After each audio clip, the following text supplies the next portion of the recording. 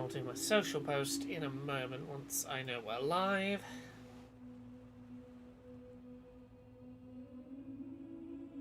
There we go. Very quickly set this up. Hopping on Twitch to stream the opening hours of Death Stranding 2 on the beach. If you're curious about Kojima's newest game about walking and feelings, come check out our stream. And I'll post a link to the stream. Never have I clicked on a stream notification so far, says Bellabean. Yeah, we're gonna do probably 3.5 hours of Death Stranding 2 today. And we'll see where we go from there, but we're gonna play the opening of this game because I have way more thoughts about this game than I expected to. This is weirdly shot up very high in my Game of the Year thoughts this year. And I kind of want to play the opening hours so I can talk about what I think makes it so interesting. Have I liked it? Yeah. Yeah, very much. This should tell you a lot. The Switch 2 launch happened, and Summer Games Fest, and the Accessibility Summer Showcase, and I had other work deadlines, and I still made time to see the credits roll on this during the review period. I think this game is real fucking interesting. I don't think it's perfect. Particularly late in the game I have some quibbles, but I think that it is honestly pretty fucking masterful in a lot of ways, and there's a lot I have to say about it. I know games with title screens that use subtlety and they're all cowards. Right?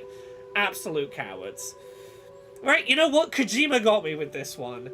Kojima really got me on board with this one. I think it is a shame that it is not more accessible than it is, and I will talk about some of my problems with accessibility.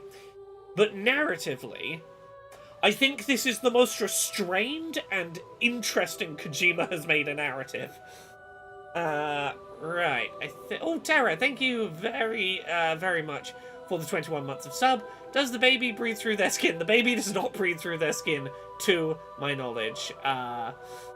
Sorry guys, I gotta move the pop-out chat over here. Now, before we start, I am gonna go through, for anyone who either didn't play the first game or has forgotten things about the first game, because the first game is fucking nonsense, we are going to go through a Death Stranding recap, which I prepare you in advance. It is if you've not played the first game, this recap is going to sound fucking bonkers. Hey, Gumba Master. Yeah, so let's do the recap. Perhaps you remember me. That's right. It's Dead Man. The world, as you know, is in awful shape, and it's all because of the Death Stranding. Gumba Master says, I read that he changed the game because playtesters had too much fun. I think that is not the most interesting thing he said. I think the most interesting thing he said is, if too many people like and appreciate it straight away, it means that it is pre-digested. And that, I think, is interesting. If you read that full interview, the more interesting sentiment is he wants this to be something that you have to mull over and think through, and that isn't just popcorn media. You instantly go, yeah, I got that, and I had the thought, and I'm done. He wants it to be something you have to kind of chew on. And I don't think that's as bad a thing as it sounds when it's the I made it worse because too many people liked it. So yeah, Dead Man. This is Guillermo del Toro. To find their way into our midst, crossing over from the other side. We call these entities BTs, beached things.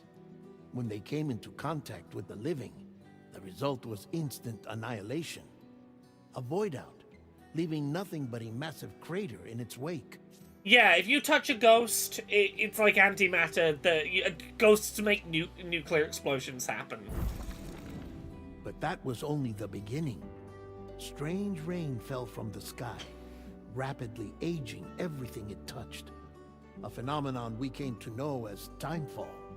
Structures would rust and collapse, and people grew old in an instant. The world transformed into something completely unrecognizable. So yeah, not only do ghosts make nuclear explosions go off, but the rain makes you get old. Understandably, this kind of fucked with society a bit. Those who survived these changes came to fear both Timefall and BTs alike. They withdrew into the remaining cities, which in turn closed their doors to outsiders. People ceased to travel and stopped meeting in person. They grew distant from one another and became further isolated. The social, cultural, and political bonds between humans began to crumble. Can you see how the first game may have felt relevant during, like, the first, like, we were 3 months into lockdown? You can feel how this might have felt like it was timely. Jane says the rain that makes you old is considerably less popular than the wine that makes you gay. Right? This game came out like 2-3 months into COVID. You can see why this felt like a thing at the time. The Death Stranding was hastening humanity's extinction. Seeing this, Bridget Strand, the last president of the United States of America, founded Bridges, an organization committed to making America whole again and providing a future for all humankind. However, Bridget died before she could realize this ambition. It was you, Sam, who took up her cause and resolved to see it through. Sam, the humble porter, who also possessed the unique powers of a repatriate. The one and basically, only if he person dies, he comes back who to could life. Save humanity. So with Bridges' Cupid in hand, and accompanied by the bridge baby Lou, you embarked on a journey across North America. Bellabean says he did it for Amelia, not Bridget, though. Kind of, yeah, but I mean, at this point in the recap, he's kind of doing it for Bridget. And we've not gotten to Amelie. We've not gotten to Amelie yet. We'll get to her in a minute. Yeah, basically, she hands us like a necklace full of USB sticks and goes, "Hey, can you connect the USA to the internet? That'll connect us all up." Of course, you had struggles of your own, often phosmophobia. Awesome and the fear phosmophobia. of being touched. The despair of having lost everything was just too much. But despite it all, you strive to bring people together. Sorry, you're right. It was a few months before COVID. Yeah, 5 months before COVID. You might well be right. I know it was right around that time. It ended up. It may be that I played it like 3 months into COVID. It's one of those. It was right around that time, and everyone was having feelings about it. But yes, look. Phosmophobia. It's a very satisfying word to say. That's my feedback By there. extending the chiral network across the length and breadth of the continent, you would enable the rebirth of the United States as the United Cities of America. You were also to rescue Bridget's daughter, Amelie, who had been taken captive by terrorists. These were the vital missions you were entrusted with, Sam. Save the girl. Connect the internet. We, your friends at Bridges, did everything we could to support your efforts. There was our director, Di Hardman, a close associate of Bridget, who was dedicated to fulfilling her final wishes. His commitment to American Reconstructionism was absolute, and for that he was named the first president of the UCA. I love the idea that his presidential portrait would have had, like, the metal skull mask.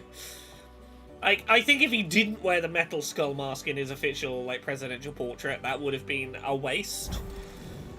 And of course, Sam, the incomparable Dead Man, yours truly. I'd like to think we became the best of friends.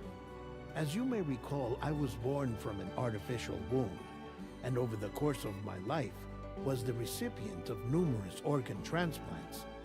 I've always got on with the dead. I used to be a coroner. Anyway, I pushed myself physically and mentally to help you and your Yeah. brother, Lou. He was our kind of Frankenstein together friend. He was a good lad.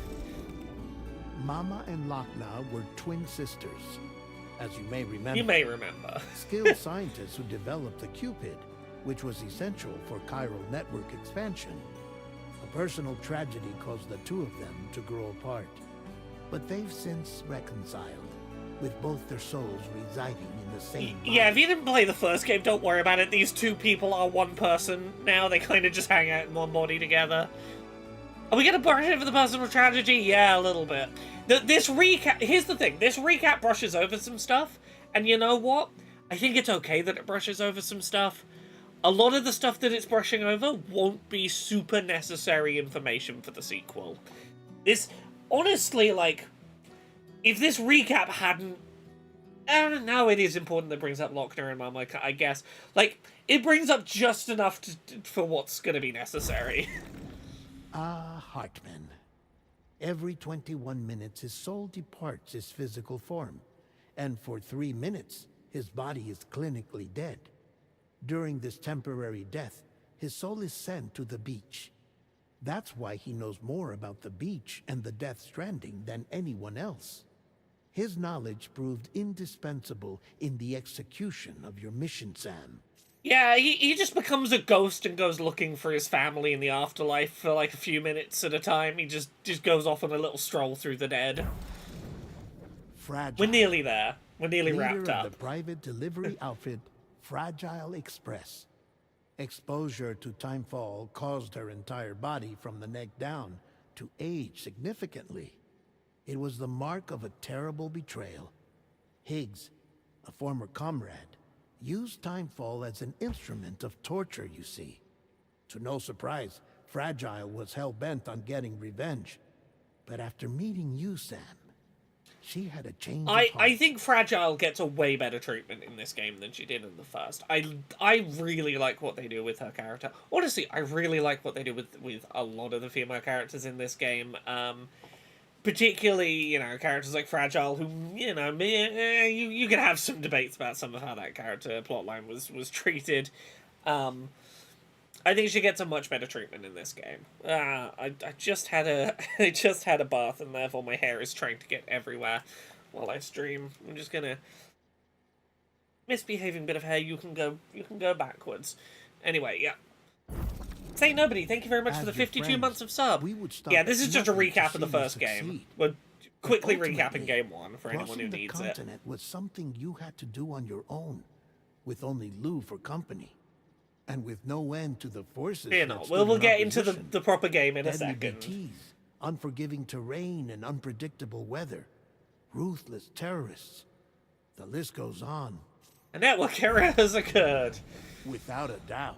Your greatest enemy was Higgs. Convinced Troy that Baker. humanity deserved to go extinct, he kidnapped Amelie and tried to torment you and countless others. But neither he nor anything else could stop you from achieving your goal. You can't stop me, Troy Baker. I got this. The chiral network was finally completed. The bridge to the future was built. But your ordeal was not yet over. You had to learn the real nature of the Death Stranding. A secret that Amelie had kept hidden from us all this time. And a terrible truth you had to face. But you accepted this final revelation. Yeah, they completely, in this recap, had to be done. in this recap, they completely gloss over, hey, Amelie is, like, an extinction entity, and, like, she's gonna have to basically sit eternally by herself in the void with, like, no company in order to just, like, sit here holding off the end of the world.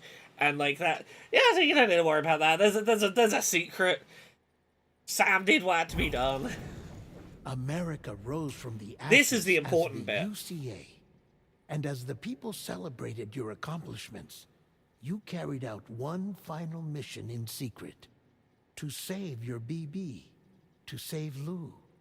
This is the bit that's important. The pod that was their prison, and began a new life together. And so it was that the two of you vanished, without so much as a trace. I could sum up the first game as you were asked to connect the internet to all of the United States. You had a baby in a little pod, and at the end you went, cool, I connected you all to the internet. My job's done. I'm taking the baby out of the pod, and I'm gonna go live in the woods. Goodbye, fuckers. I definitely incinerated the baby. Wink. There you go. That is Death Stranding 1 kind of summarized as quickly as is reasonable. I'm going to play on casual because, fuck, I'm not here for any kind of bad time. The baby is special. It's a good baby. Put my birthday in because I'm sure Kojima's got... Actually, I know what Kojima has planned. While dooms can afflict almost anyone, those born under the constellations with a greater connection to the beach, including Cancer, Pisces, Satus, and Delphus, are said to be more susceptible to developing the condition. It is believed that such individuals are fated to walk a path fraught with disquiet and turmoil. Yeah, it's good. I'll summarize it as best I can. Did they talk about Mads Mikkelsen's character in that recap? Not once. Mads Mikkelsen's character may as well not exist in that recap. Don't even worry about Mads Mikkelsen being in the first game. Don't worry about that. That's not important. Definitely not named after our daughter who died as a fetus 10 years ago. Definitely not. Don't even worry about that. Don't even worry about that. A bang that echoed around the world, a phenomenon known as the Death Stranding. Each things, lost spirits of the dead, found their ways into our midst. When they came into contact with the living, the result was instant annihilation, a void out.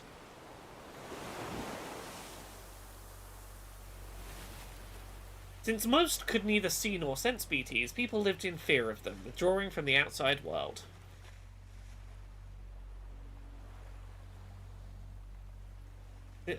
Cities became isolated and humanity crept toward extinction.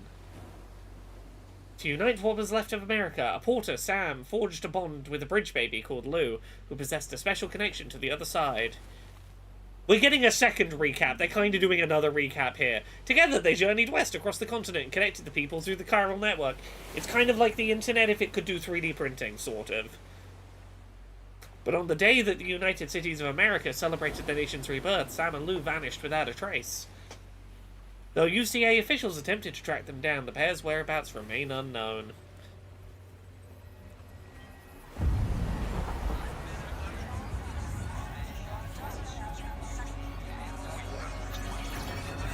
Oh! 11 months later. This is only my second time, like, this is my first time going through this since I finished it. And that initial opening shot makes so much more sense now I finished the game. I've always loved porters. Let me turn this up a bit. Through freezing rain and biting wind. Across rivers, mountains, and endless deserts. They come to deliver something priceless. A glimpse of a life I've never known. They're my window. My sole connection to the outside world. And I know they'll be back again. Bellabean? That's never an implication. I think. That's not what this is about. It's a very different kind of relationship.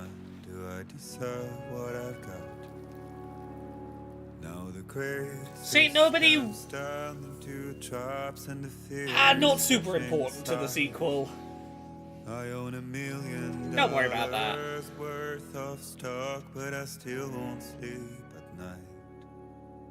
Can I just say, this game is visually fucking gorgeous.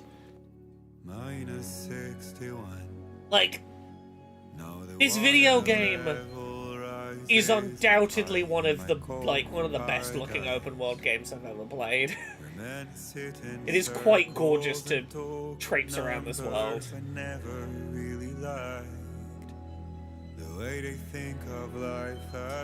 There's a lot of specifics that this recap kind of glosses over, but I get why they didn't want their recap to be like 40 minutes.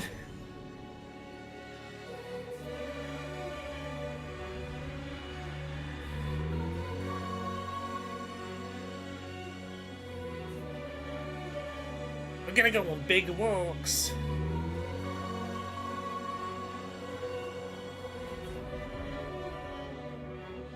Saint Nobody, I can tell you this. Fragile is no longer treated as a fast travel MacGuffin. Fragile gets to escape being the fast travel MacGuffin in the sequel.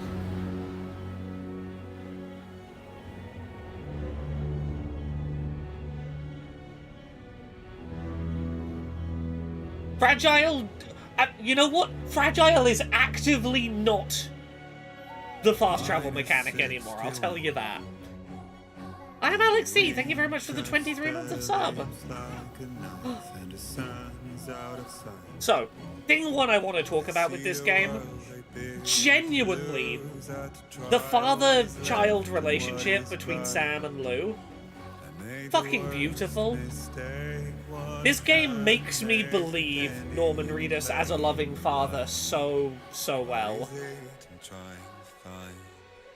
Alright. Okay, that's where I'm heading.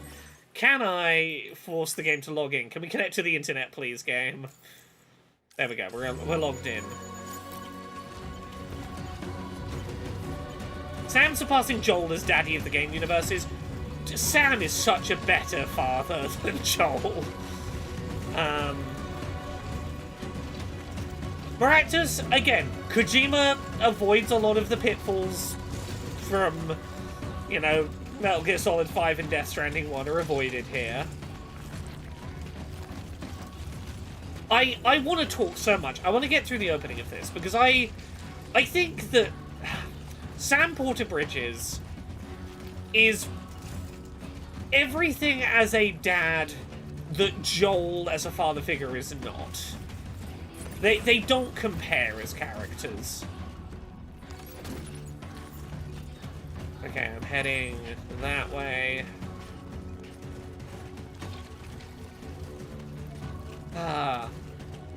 This is one of those games that is not going to be for everyone, because much like the first game, a lot of this game is go for long meditative walks between story. It helps that it's fucking gorgeous to go on these long meditative walks in this game. But I think that the narrative being told, and I don't want to say too much until we get there, the narrative being told does a much better job of, like, justifying being a meditative solo adventure in a way that the narrative feels like it leans into the game mechanics more sensibly. By the time I played the first game, there were a ton of people's structures online that I could use. It'll be a very different game if I play it close to launch. Yeah, playing this... So, I got to play this in two kind of different ways. The first week that I had the review code, I was playing it, like, with other reviewers. So, structures were starting to happen, but there were very few people doing structures. The second week, there was no online connectivity. So I played a week where I was doing the stuff with other people and the structure building, and a week where no one was connecting structures on the internet. Which are both very different from playing and the game's already full of structures. I remember Yahtzee complained that you can't play the audio logs while walking around. Did they change that? I do not remember off the top of my head, but if you give me a second, I can once we get an audio log, I can find out for you. Okay, let's look after the baby. Hey!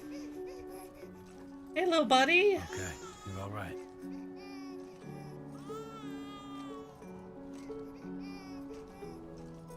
Hello, baby! You doing better, buddy? Doing a little better there?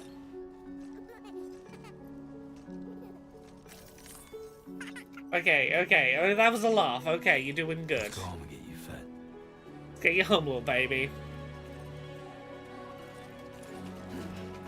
Where are we heading? We're heading 700 meters that way.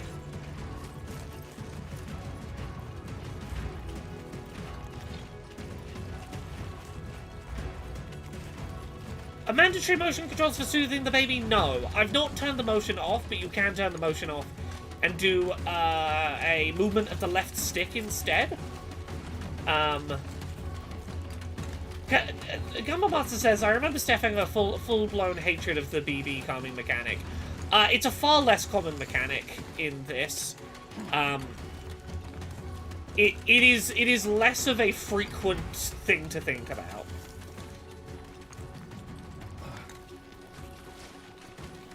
Okay, where are we? Where are we going? 600 meters this way. It's one of those things, This is one of those games that I've been really loving as a podcast game these last couple of weeks. It's very much been my pop something else on during some of the longer walks. Not so loud that I can't hear the environmental sounds happening. Like, if there was a port of this, or even the first one on Switch 2, I would be real ready to lose a couple of 100 hours of my life to replaying this. Okay, we're gonna hit the crest of this and then head down. Nice and quick. Right. Gotta move. Gotta get out of the time fall. We don't want our baby growing up too fast. We get too much rain on the baby and suddenly it's, oh no, now I have a teenager in my papoose.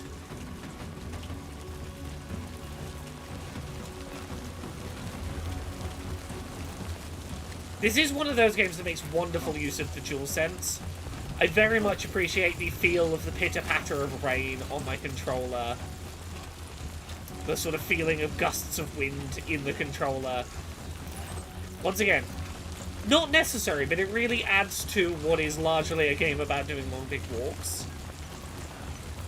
I think at the end of the first game the rain became normal, but I might be wrong. Yeah, you are wrong. It is still Timefall. I promise you, Timefall is still real. The aging and destruction of my cargo will tell you it is still a thing. Is it a long while in this game before you can build roads? That's when the first game started getting great. You can start building roads relatively early in this game. But there's also increased options for if you kind of just want to drive off-road. If you want to start driving before you have roads built, your ability to do that is increased. Okay, let's find a good route down here. Fuck this.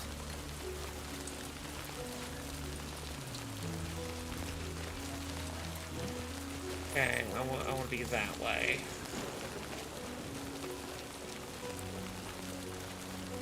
Let's take a risk. Let's take a risk. Let's go down here.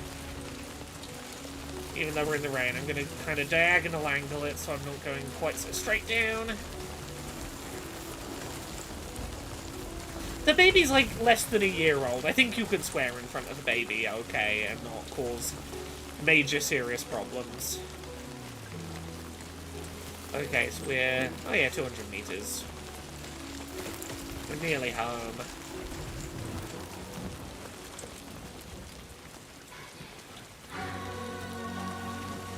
I do love the ways that this game uses music. It's holding back of music for particularly notable moments can be quite wonderful. Hopefully it's DMCA-free music, but if not, oh well, I'll fucking deal with it. Saint Nobody, I can't tell you who, but there is pizza delivery missions.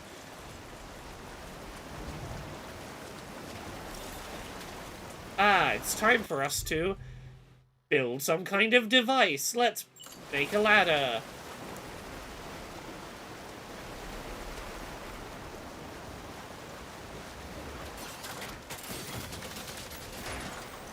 I mean, still a bit of a walking sim. 1000% it is a walking sim. It is a game about going on some real fucking long walks, but with, like, a different reason for why you're going on a big long walk. Which, again, we will get to before the day is done.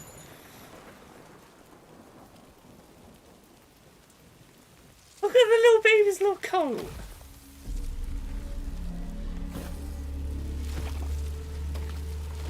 Oh no, it's a BT coming! Run! Run from the BTs, everyone!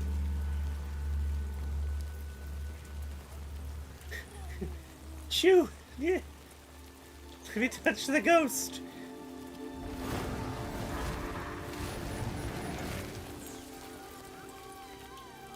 Don't worry. It's all a hologram to disguise the entrance to your house.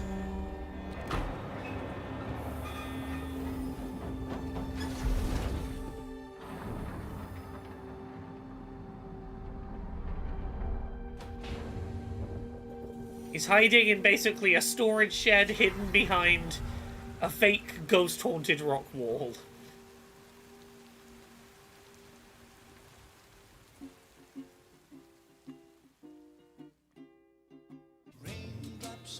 Now, see, this is not DMCA free, but I'm gonna live with it.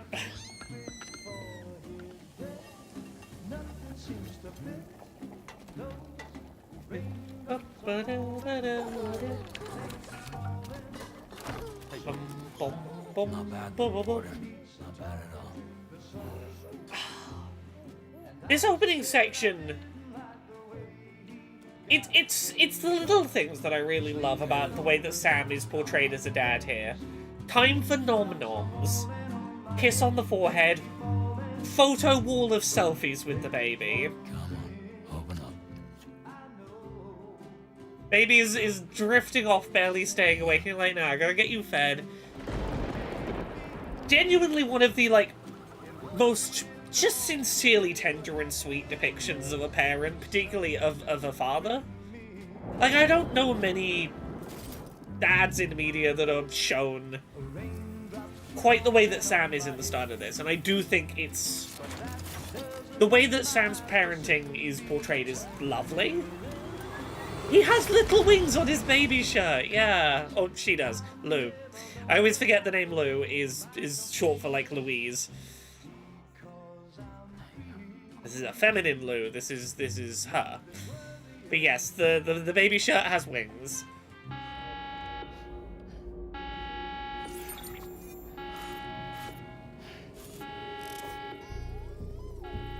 Oh no! There's an invader!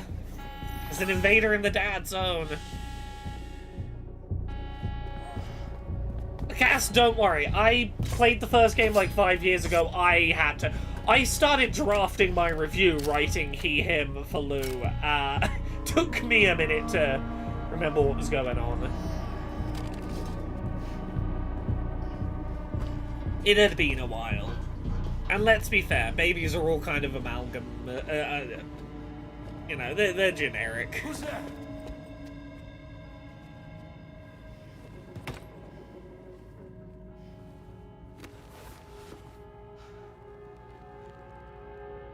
It's Fragile, who now has cool neck hands.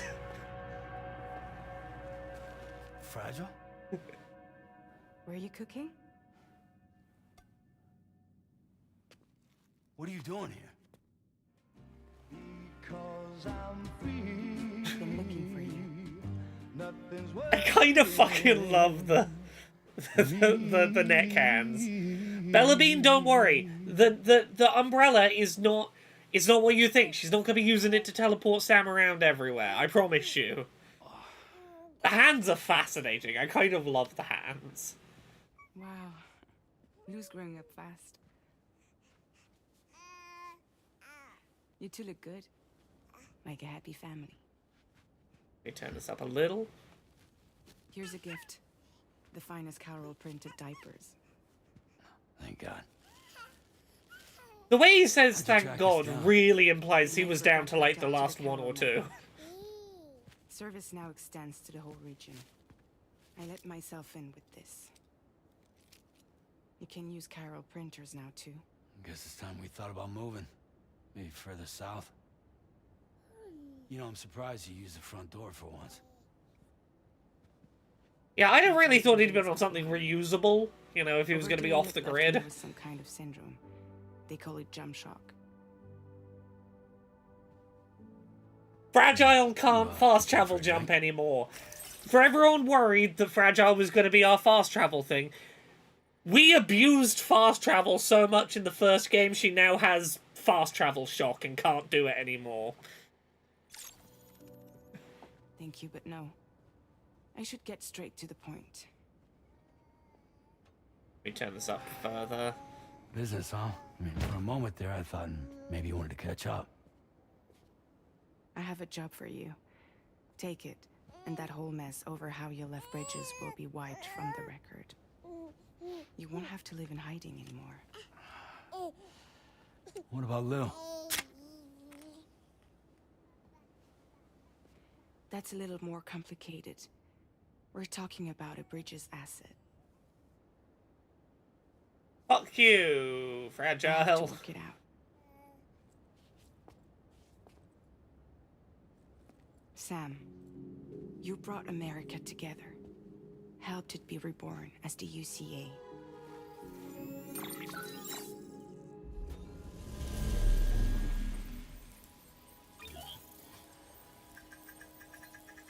But I'm afraid that Death Stranding is far from over.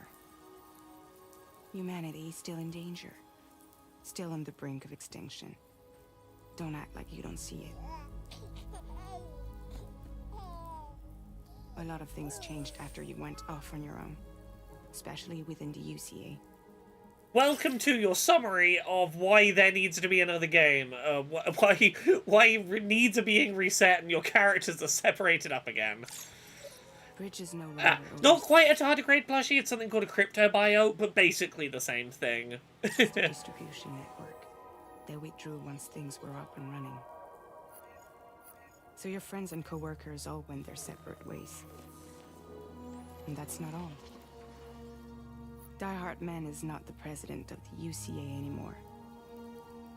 In case you're wondering who's handling distribution now, A Pass 4000 has revolutionized the whole process. It utilizes the chiral network to Oh, manage A Pass and 4000. carry out deliveries. Within network coverage, there's no need to rely on human porters anymore. Okay, you don't need delivery drivers. Cool. No need for Fragile Express, of course. So after I closed up shop, I went and started a new group. One that handles work in regions outside the UCA. AI kinda took their jobs, yeah. We decided to call ourselves Drawbridge. And we still require the services of human porters that can work outside the network. Preferably ones with dooms who can sense BTs. Sam, I'm asking you to go to Mexico. To extend the chiral network to the south. Just like you did when you went Okay, west. just an entire other country, you know, pop there and back, it'll take no time. You're asking, or is this coming from the UCA? Both. The UCA came to Drawbridge, and now I'm coming to you. So, what do you say?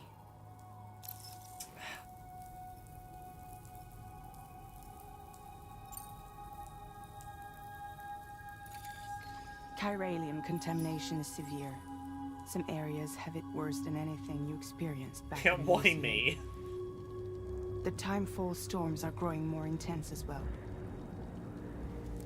And, as you can imagine, everything in their path is subject to temporal acceleration. Objects and structures degrade rapidly, while animals and humans grow old and frail in the blink of an eye. Timefall often precedes the appearance of BTs there too. So you should do everything you can to stay out of it as much as possible. There are many other dangers, though. The rivers can flood in an instant, and earthquakes happen daily. Okay, so, climate change is happening. Why me? Seriously, why me? There are several reasons I thought of you for this job.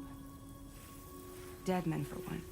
He's currently working at a lab in southern Mexico. I don't know the details, but the research they're conducting there is important. Very important. And there are certain things he'd like to tell you in person. Does this game have as many celebrity cameos as the first one? I'm not allowed to talk about specific cameos at this moment, but what I can say is I noticed far fewer of them. If they're there, they're considerably fewer in number or less obnoxiously positioned.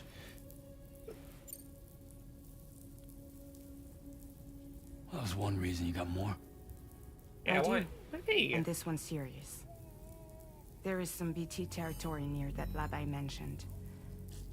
They monitor the chiralium levels, and recently, they've observed unusual activity. The cause is still unclear.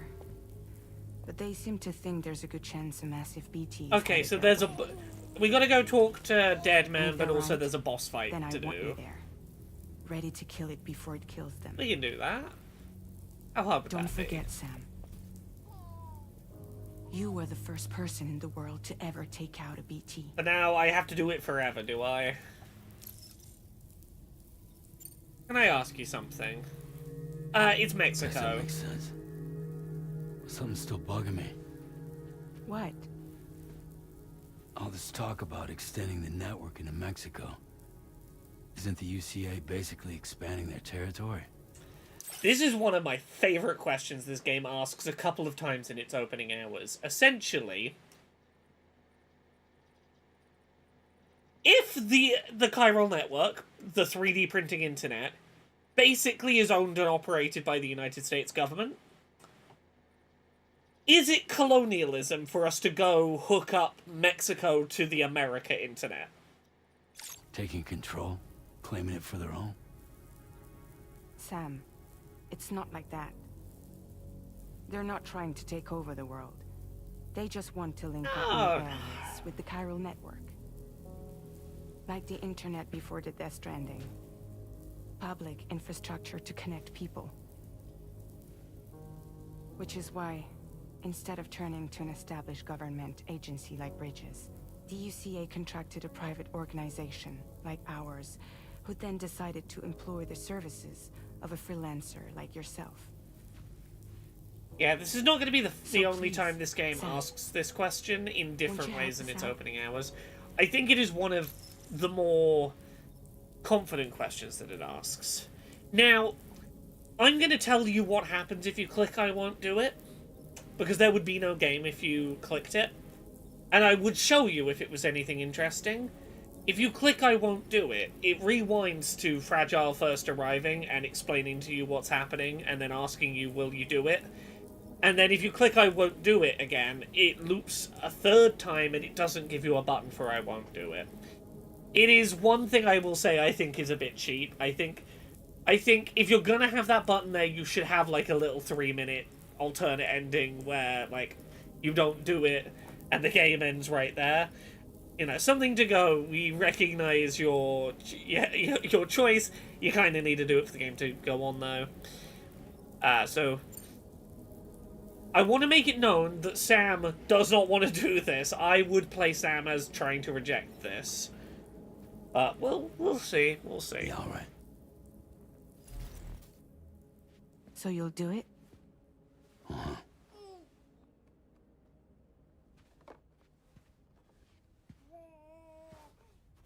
What about Lou, though? It's not like I can take my kid with me. If I do this, can The you hold rewind fort does not for come me back while as a I'm plot gone? point, I can tell you My that. babysitter? We're inside the network. There's a child care app I can use.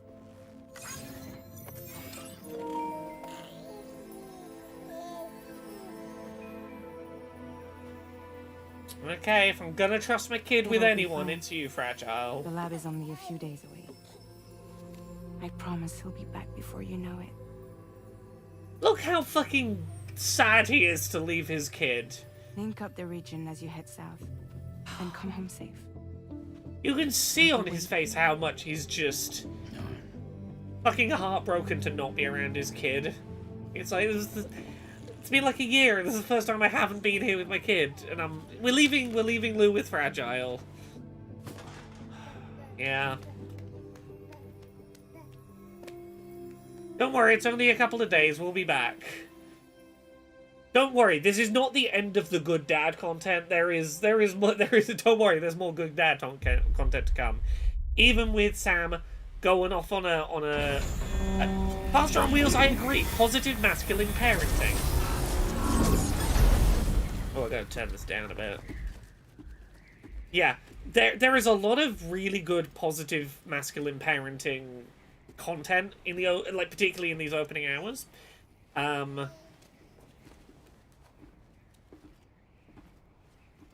Go on. Slide it on your thumb. Like a ring?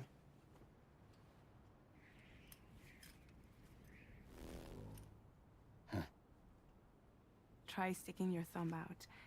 Like you're giving me a like. Oh, the little baby's just Baby's first like. Access your ring terminal to view the map. From here you can check order details. Now Yeah. then, let's review the mission that you'll be undertaking on behalf of Drawbridge. Your destination is a research lab in southern Mexico. Okay. When you arrive, you'll need to use the Cupid to connect it to the chiral network. Chiral communication utilizes the beach. Where time How long until we passes. can pee on ghosts again? Not too Using the long. Cupid in conjunction with the delivery terminal will allow us to initiate a zero-time massive data transmission. But because of the distance, it's not feasible to head straight to the lab to establish a connection. You'll need to use the way stations to extend network coverage until you're close enough to get the lab Okay. going. We can do Your that. first stop is C1, Ciudad Nuda del Norte. Bring them a delivery and welcome them into the network. Improper corpse disposal remains a serious problem in Mexico. With every additional corpse that spawns a BT, the risk of a void out grows even higher. C1 in particular is struggling to handle this issue. But once they're online, we can give them the technology they need to address the situation. Why don't you take a look at the cargo you're carrying, but Yeah, you we can look access at that. useful- We to got review the cargo. currently in your- We can. This is the cargo you'll need to Yeah, deliver. I'm gonna skim over a It's an little of this excellent explanation. This is our We've given you cargo. some additional equipment. Oh. All these weapons can be used to incapacitate humans without killing them. So there is no need to worry about causing a void out. Be sure to weigh your various options as you... Saint Nobody says, for the love of God, get yourself an Ethernet switch. Could you not be like that at me? This is not a problem with my internet connection. This is that PSN is being weird tonight.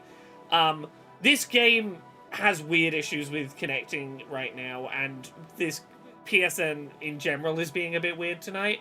You don't have to be... For the love of God's a bit personal to be about, like, I don't want that issue to be happening any more than you do. Trust me, if there were a fix, I'd be doing it. Right, so we're gonna place these things in our backpack. We're gonna load ourselves up, and then we can auto-arrange cargo to layer that out a bit. Finally, before heading out, make sure to plot your delivery route. Okay, yeah, let me... See your destination. There are yeah. bandits in the area. There we too. go. No worries, Saint Nobody. I apologize if that was a bit of a stern response. It was Think just... about what route you might take from your current location. I don't know. Something about the wording rubbed me a little the wrong way. It's no worries. We're all good. Right, I gotta draw my delivery route. So we're gonna plan our route. We're gonna start here. I'm not particularly interested in combat, so I'm gonna try and go around the combat as When you best plot a I route on can. the map, you can face this how you get... Yeah, let's head across the bridge and to the base. Okay, yeah, that's fine.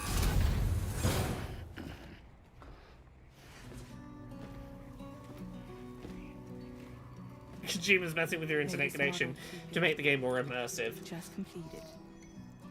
We decided to put a hold on network expansion until it was ready to go.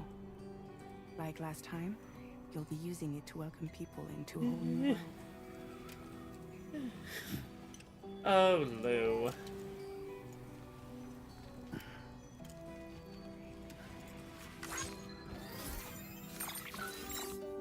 It won't be any harder than before. Look at the way that Lou looks The at chiral Sam. network terminals are ready and waiting. Bridges saw to that. Emily's expedition split into two groups midway. The first continued west, while the second cut south into Mexico. But again, they were only able to lay the groundwork.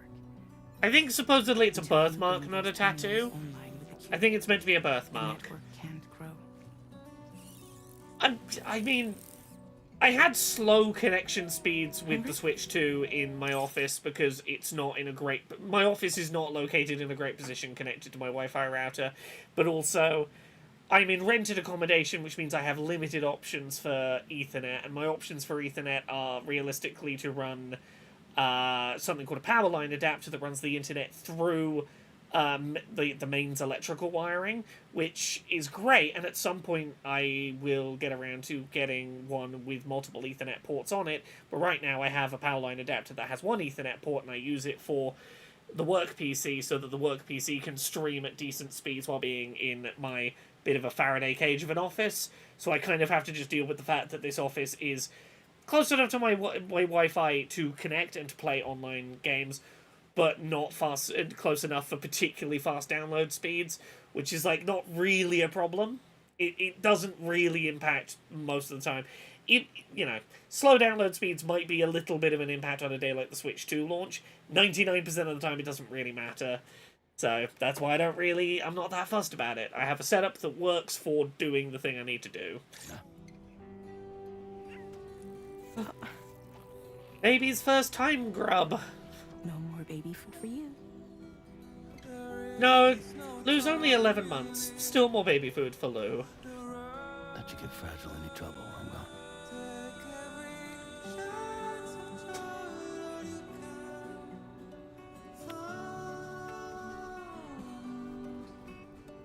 I'm aware of bridging with the PC with the PS5. Trust me, the solution I have is I don't want to do anything that reduces the bandwidth available to the PC. Because I have a kind of shitty situation in terms of my internet setup, like, please trust me, I am doing what I can to prioritize that the PC I stream from has the most reliable, high-speed bandwidth for streaming and work purposes.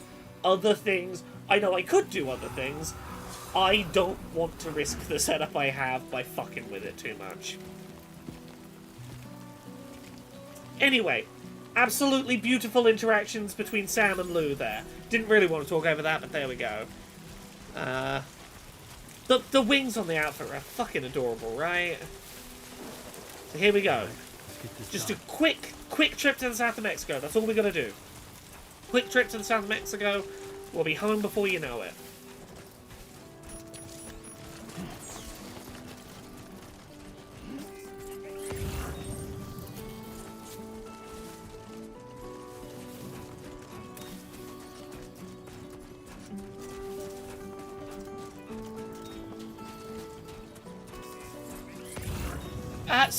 Here's what I'll say. Sometimes when they use a real baby for, like, reference for a piece of media, they will deliberately not credit the baby, for purposes of privacy around an infant.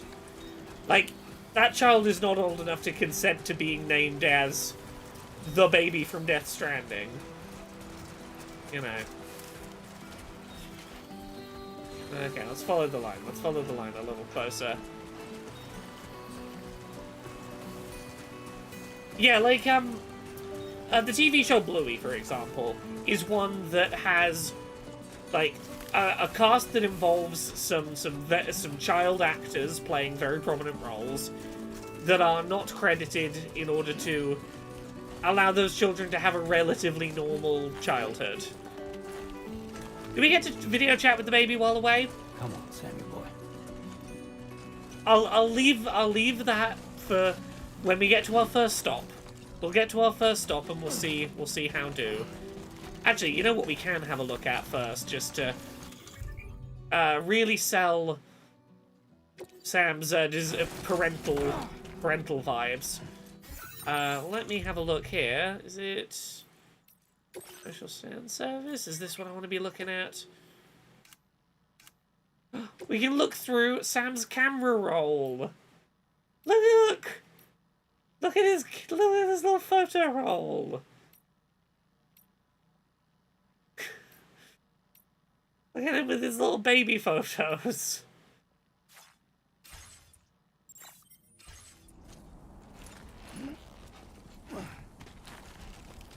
Lou, played by Martin Scorsese. Right, there's so much about this that is... Yeah. There is so much about Sam as a dad that I do think is genuinely very lovely and wonderful.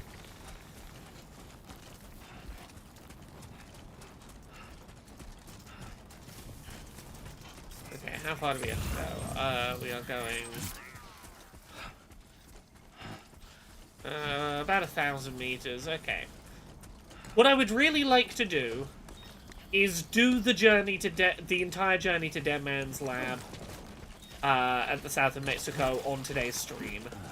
Like, I want today's stream to get us at least to the end of that chapter of us visiting Dead Man's Lab. Oh. Oh no! Oh no, I fell over! Okay. Seriously? Come on, up I go, up I go.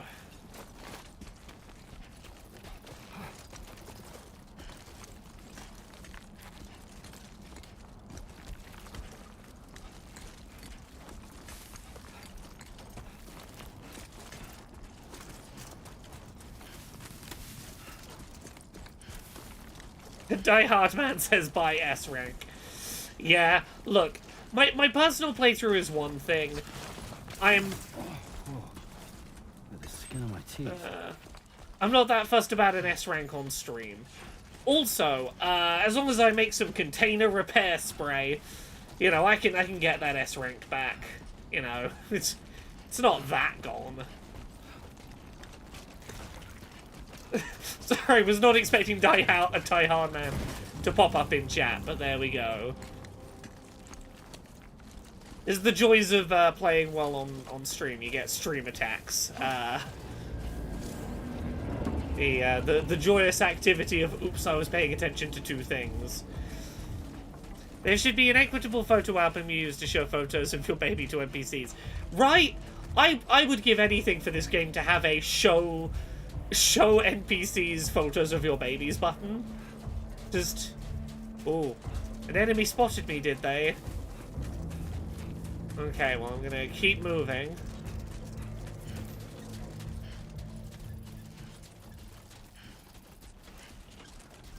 I S-ranked most of the first game, then went back and did it all again on the hardest difficulty. I'll say this. I didn't play as much of this on my... I didn't play as many of the optional missions as I would have liked, ideally, in my review playthrough, because, well, I had 2 weeks. On top of my regular work, I had 2 weeks to see this game to its conclusion, which, you can imagine, 2 weeks.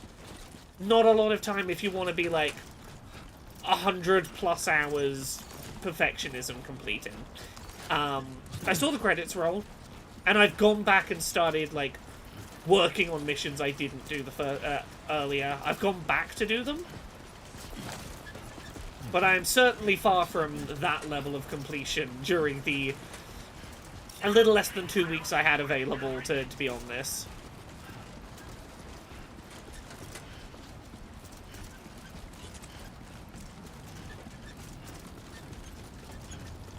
Look, I would be almost disappointed if half the people who saw me show people baby photos didn't roll their eyes and sigh.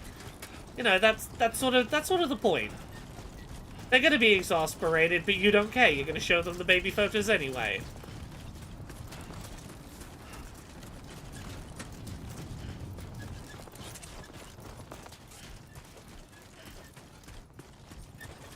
It's gonna be easy. We only have to connect up 4 terminals. We got this. Okay, strong winds. Get back on the glowing line. You should have more faith in yourself. How are we doing? We are 500 meters. We're 2/3 of the way there. Yeah, there's a lot more climate change-esque weather effects to deal with this time. The weather seems to have gotten worse since the first game, mayhaps. No. Online mode. Do it, game. No, you have to explain to me what the corpus is. Log in. Oh, it does look great graphically. I do wonder how the sandstorm looks through Twitch compression, but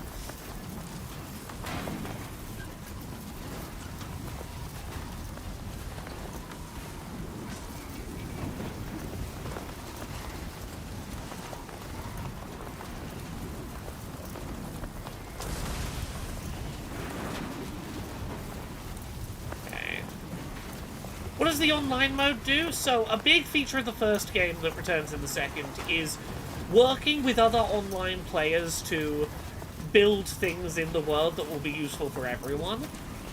So, if I build a bridge in my game and I'm online, someone else playing online might see that bridge built for them. They might not have to build a bridge because I built a bridge for them. If I partially build a bridge because I don't have enough materials to finish building it, someone online might see that bridge, and contribute the rest of the materials. So I go back there later. Someone else helped me finish building the bridge.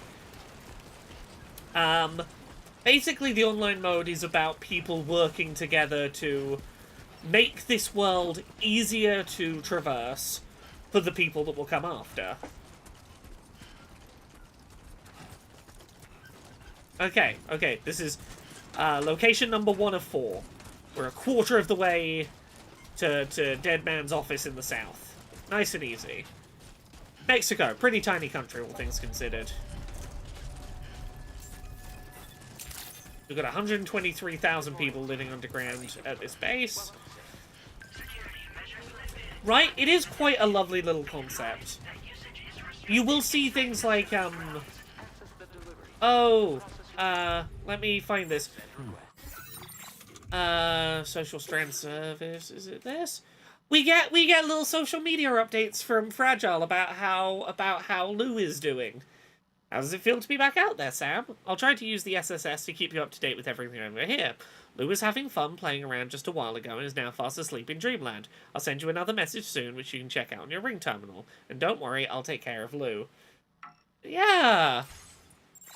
Fragile sends us, like, little photo texts to be like, here's how your baby's doing.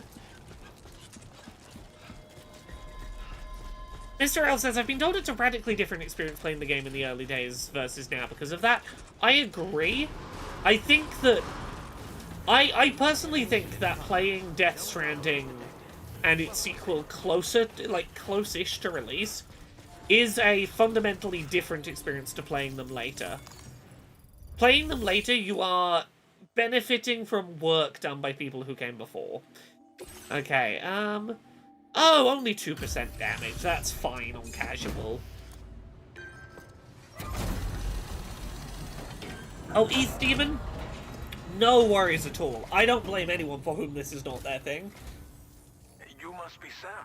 Yeah, I want to get at least far enough today that I can talk about the story things that interest me, but we'll get there. Network, right? That'll be one less thing for our residents to worry about. Anyway, I believe you have some cargo for me, yes? Gumba Master says, do they bring up how Fragile's body got de-aged? Gumba Master, at this moment in the narrative, Fragile's body is still aged. Fragile's body from the neck down is still old as fuck.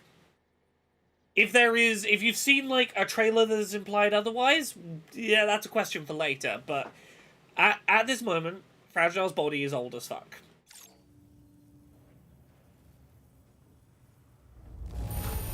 F the Bard said, I'm surprised that him being in a relationship with Fragile is the case, given how Death Stranding 1 ended. To be clear, he is not in a relationship with Fragile. Fragile tracked him down, forced him to do a job, and said, I'll look after the baby while you're gone. Sam is not in a romantic relationship with Fragile, I can tell you that.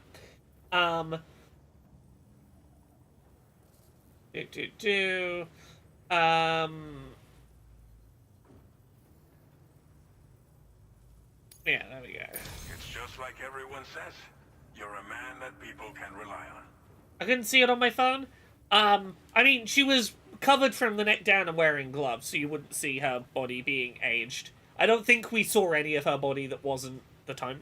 I don't think we saw any of the Timefall infected bits of her body at the start, but I can tell you she is still Timefalled. Okay, use your Cupid to bring us online.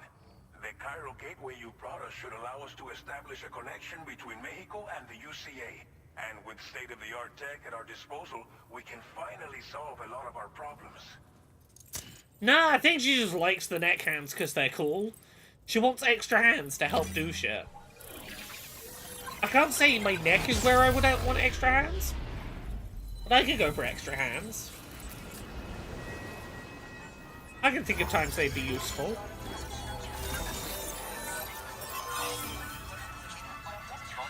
Although trying to think of reasons I'd want extra hands, all I can think of off the top of my head would be having those neck hands. I don't smoke, but to be playing video games while my third hand by my neck is like...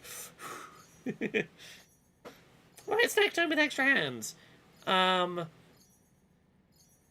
F the Bard says, I did enjoy my time with Death Stranding 1, but my brain turned off whenever Bridget started expositing. I think the exposition and the narrative generally is much more interesting in this than the first one, but again, I don't blame anyone who's like, not for me.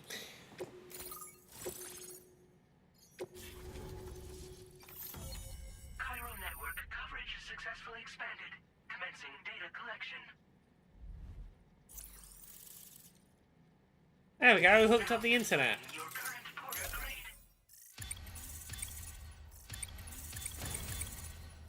Porter grade increased.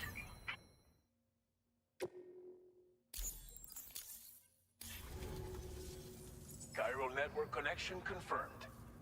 And now we can begin fabricating the latest corpse disposal equipment. And we should be okay moving forward. I really can't thank you enough. You must be exhausted after your long journey. We've prepared a private room for your exclusive use. There are countless dangers in these parts. You should rest until you're fully recovered. Please, stay here before you set out again. Mr. L, fundamentally, I don't think anything gameplay-wise in this is going to radically shift people's opinion if they didn't mechanically or structurally enjoy the first game. It is still fundamentally a game about going on long walks. Now, they may have increased a little the amount of combat, they may have tweaked... Like, there's some things they've tweaked, to maybe appease some of the complaints about the first one. Fundamentally, if you didn't enjoy the structure of go on big long walks in between story segments, this isn't going to really, I think, change your opinion of that. Right. Thank you again. I'm going to skim over some of the optional dialogue, A, to give people things to explore themselves in their playthroughs, but 2, because there are places I want to get during today's stream to talk about certain I hope things. I can count on you.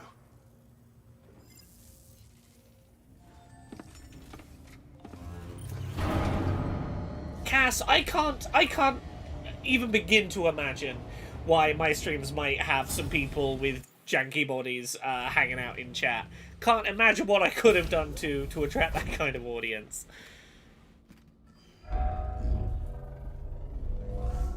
Welcome, Sam. Please relax and enjoy your stay.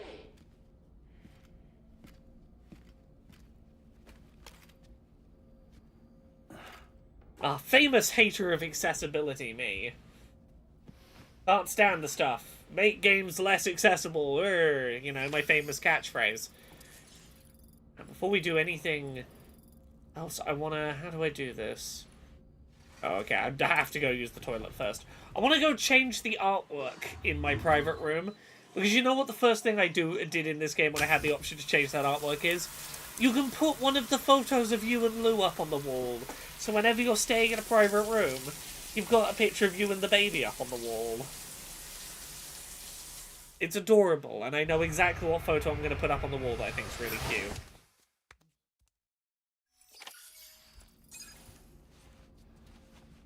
Come on, let me put my photo on the wall. Let me do it.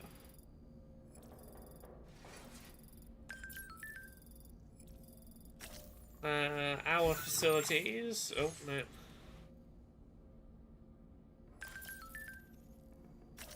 Okay, gotta hold it. Yeah, there we go. I've showered and cleaned up. Oh, I gotta take a nap. Gotta take a nap first. Right, there's so much about the start of this that's wholesome as fuck.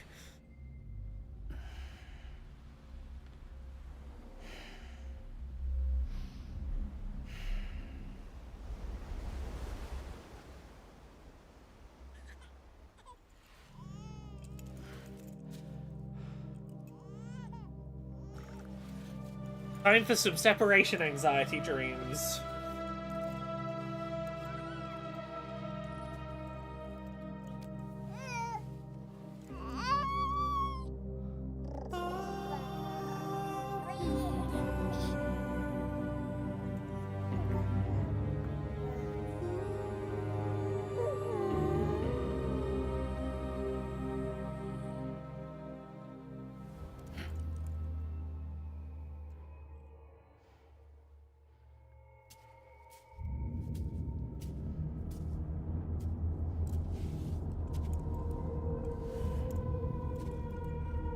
It didn't give me a bodily fluid grenade, no. I did not receive a piss grenade.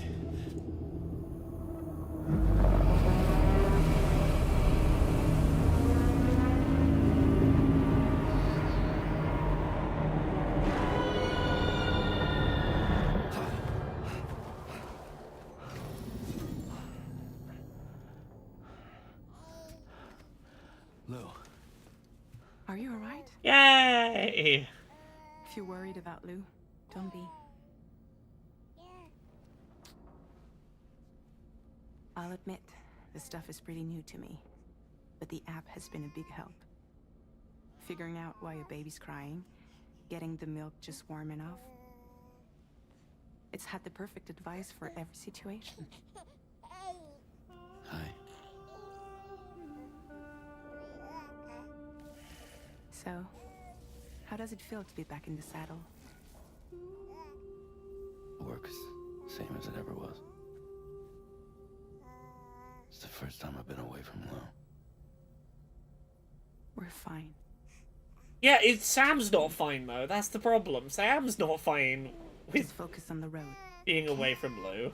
Yeah. Yeah, Lou's fine. Yeah, what about me? I'm not fine.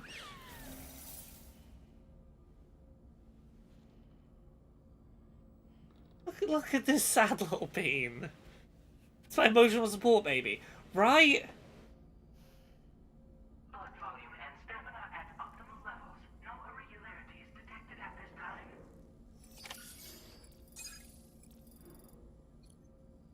Oh, I think everything's opened up. Change screen image. Here we go. I think this is the one. I can move it like...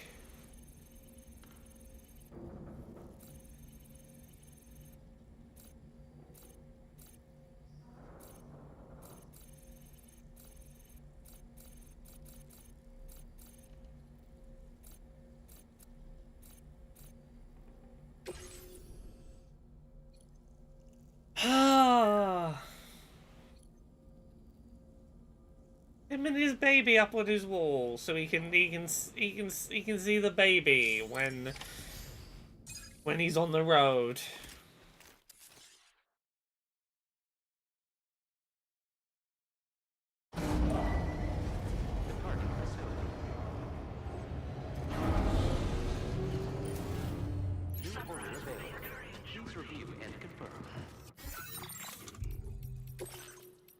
Okay, log in.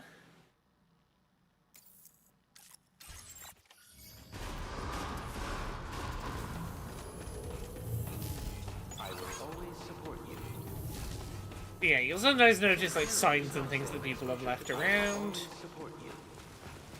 Right, we should make a map. Where are we heading to?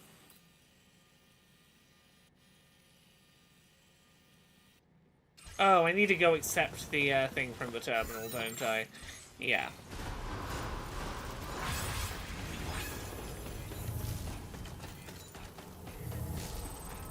Give me a sec. I'm gonna go accept my next mission. Good morning, Sam. Did you have a good rest? We're already making progress in addressing the corpse disposal situation here. Once again, I've got to thank you for that. If you access the delivery terminal, you'll find that you can fabricate equipment for yourself now. We have some materials on hand here that you can use to make supplies for your journey. Now, we don't have all the same schematics in Mexico that you have access to in the UCA. But as you link up more facilities to increase chiral network bandwidth and improve your connection level with the locals, we should be able to share all kinds of new data with you. There's our excuse for resetting your access to I heard that you're planning to reducibles. extend chiral network coverage to the south. So go ahead and pick up. I'll explain the finer details. Okay, yeah. Let's pick up the order. Your next destination is Villa Libre. The people there don't have enough medical equipment to meet their needs. If you bring them this delivery, you'll be sure to earn their trust. Timefall is coming down hard in this area. cargo containers that are exposed to timefall will begin to degrade. If you carry container repair spray with you, you can use it to mitigate these effects before it becomes a problem. Keep an eye out for the rivers and bandit camps in the area too. On your way to Villa Libre, you might pass a post box we built. We left behind some spare equipment in its shared locker. If you see it, take a look inside. There should be materials in there too. Also, if you have any extra equipment, you can use the box to donate it to other people. With a moment's generosity, you can make another porter's day. Finally, each post box has a private locker which can be used to store equipment for... So what do you think? Take your time to... Bean says, so is this game basically 100 hours of walking sim in a visually beautiful environment to piece together an amazing story? Yeah, kinda. Like, if you don't care about the side content and you just kind of want to mainline this, it can be a 35-hour game, maybe. Like a 35 to 40-hour game. If you get really into it and you want to really soak it in, it can easily be a 100+ hour game. It is walking sim, story, walking sim, story. And that is its structure. Beautiful vistas, interesting story, continue. Okay, so I need to set my route. Let's go. Commencing route creation.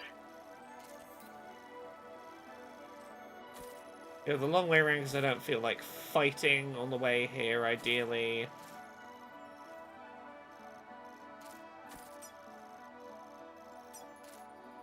Delivery route finalized. This order calls for some pretty hefty cargo to be...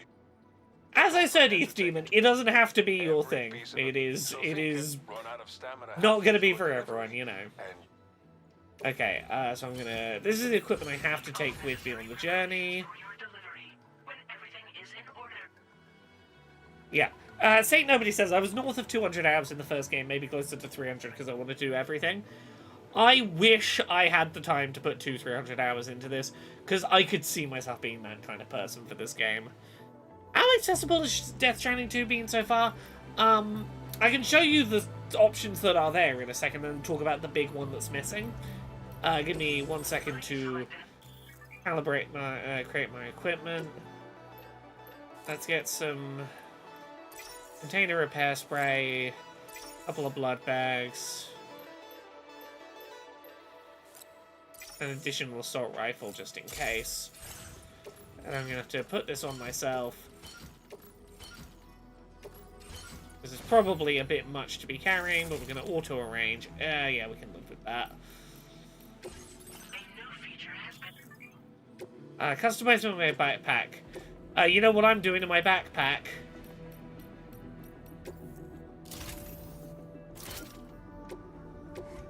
Oh, give me a second. I'm doing the most important thing to my backpack.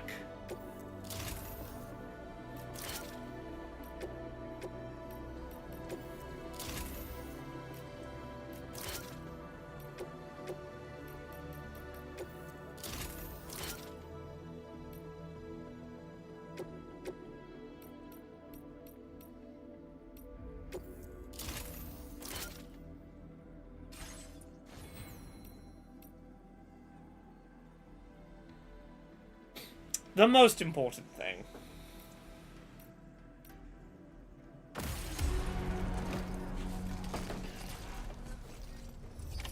Order accepted.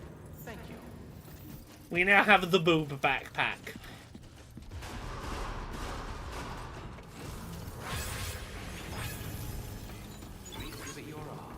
So, despite the fact that I've started a new game, my PSN login is still associated with the stuff that I built and uploaded while playing online. So what you might notice on the left-hand side of the screen occasionally is so-and-so used your bridge, so-and-so used your generator, so-and-so was affected by your sign. Some other porters are pleased with you, you received some likes. Take care of yourself, Sam.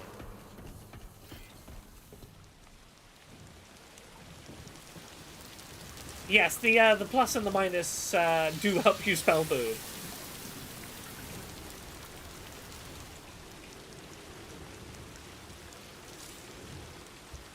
Okay. Sometimes stuff gets destroyed by timefall. You can use container repair spray on it. I'm not gonna do that right now because I'm already carrying enough stuff, and I want to save my container repair spray for the stuff I'm carrying. So, I want to make this journey as quickly as I can, because I am in the time rain that ruins all of my materials. So I wanna do this journey before the time rain fucks up my stuff. Okay, 1,200 meters.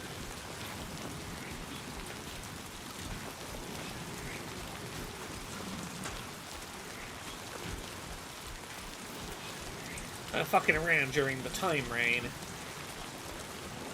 Oh yes, I was going to show the accessibility stuff. So, let me do options. So, we have a couple of things that are going to be helpful for accessibility. They're not strictly labeled as it. There are 4 various difficulty modes that tweak some overall, but not particularly well signposted aspects of the game. You can customize the HUD for things like, do you want markers for where you're going, for do you want certain information in the center of your screen, do you want command prompts, help prompts, prompts for when there's new stuff to read. Soothing Lou, you can either make looking after the baby be motion controls or an analog stick.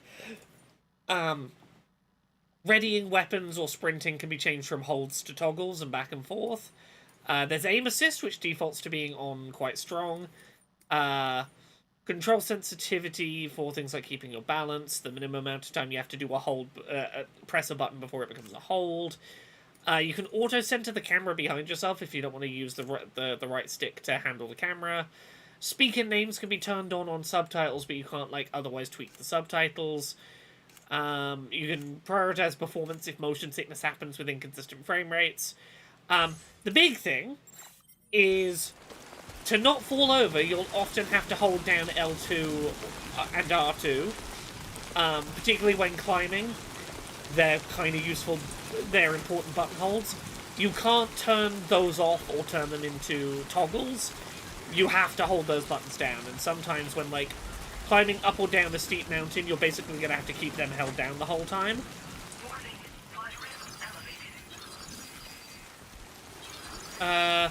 Saint Nobody says, one question. The first game required you to be on the hardest difficulty to get a Legend of Legends of Legends rating for a mission, but didn't even tell you that. Is there something similar in this one?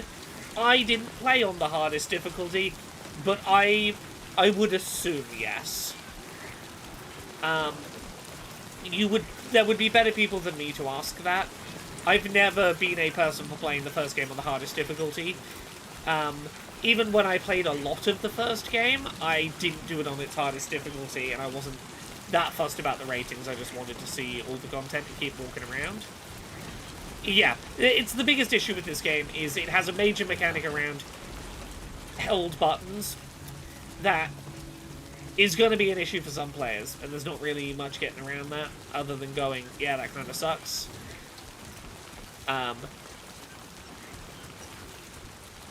It's a game that, for all of its hyper-realism visually, could probably do with, a high contrast mode, or even just a way to make this glowing line that you follow higher contrast. For example, there's things that could make a pretty big difference to this game. There's soldiers I'm gonna have to fight. Okay, let me get my assault rifle.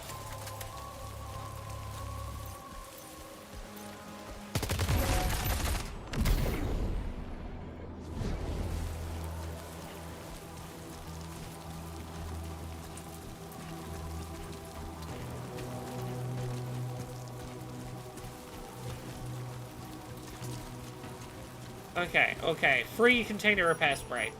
So I might as well use my first container repair spray. Now. Repair out my containers a bit.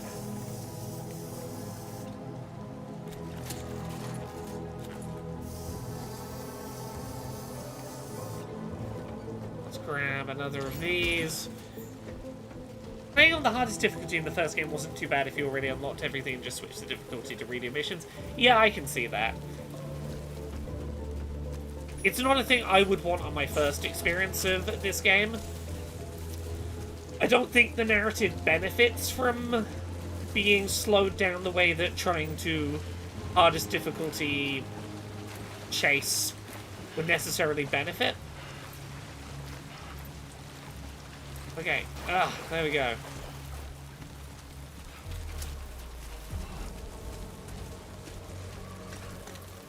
Am I out of the woods from being attacked, or is there...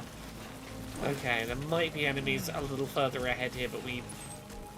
Oh, 700 meters. Okay, we might be alright.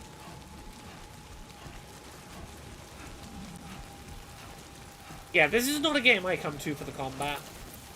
Honestly, it's not a game I come to really be challenged by, necessarily. It's a game I come to for just... feeling like I've been on a real long fucking adventure and experienced an interesting story.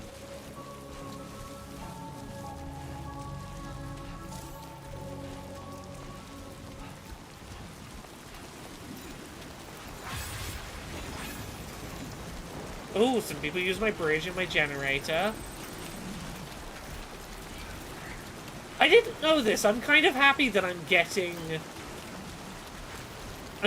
likes and things for stuff I did in my other playthrough. Because I've got, like... I'm doing this on my main account just so that I can be online.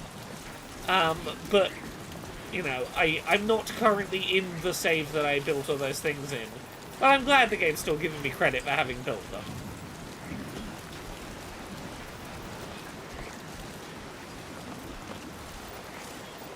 I'm curious if the things I built will still be in the world in this playthrough. Will they have persisted through me being on another playthrough?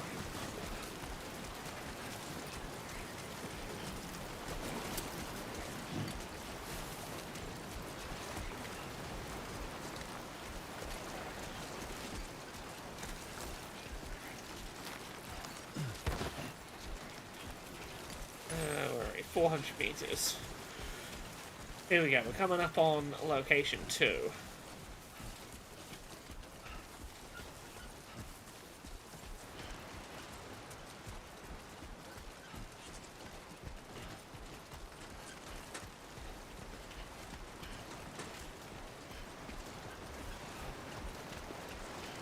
Oh.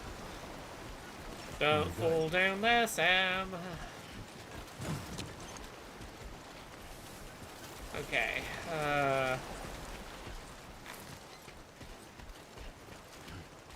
gonna be a little bit of a slope I can get down. Yeah, here we go.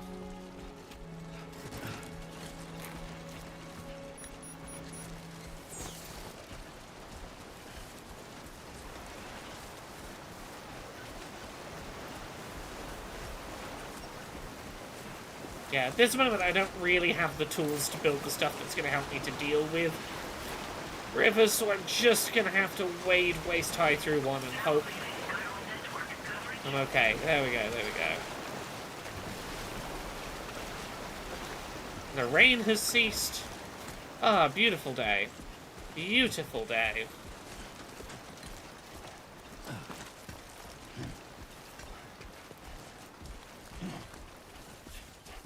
We are heading that way.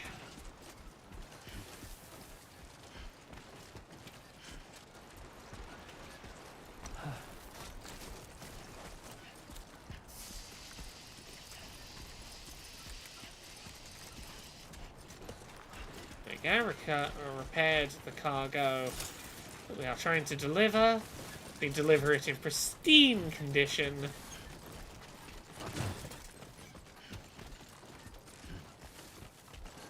We definitely kept your deliverables safe.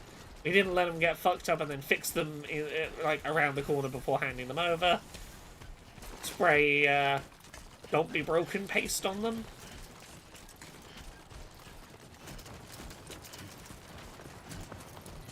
See, we're going to be done connecting Mexico to the internet in no time. It's a way shorter game than I would have expected, you know, wink.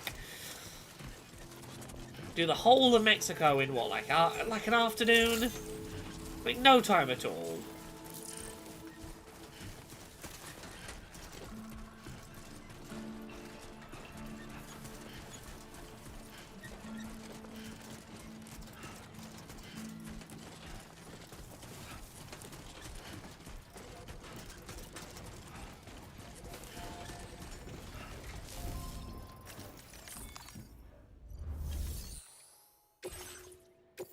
have my stuff.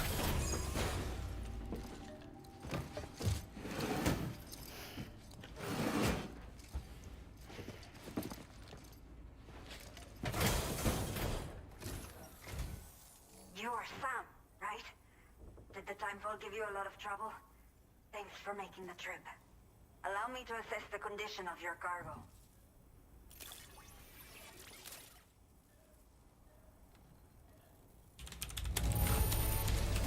Not many porters care for their cargo this well.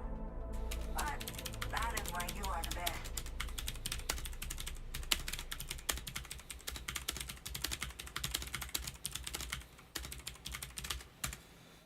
There we go. Micromanaging work messages. There we go. I have to say, this was well worth the wait. I had a feeling you wouldn't let me down. Time to connect the Cupid. Once we're part of the chiral network, we'll be able to use these remote medical units you brought. Hell yeah. I can get myself checked out as well. We've all been looking forward to this.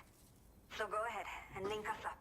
Sure, let's get you on the colonialization, colonialist internet. Connect to my USB sticks.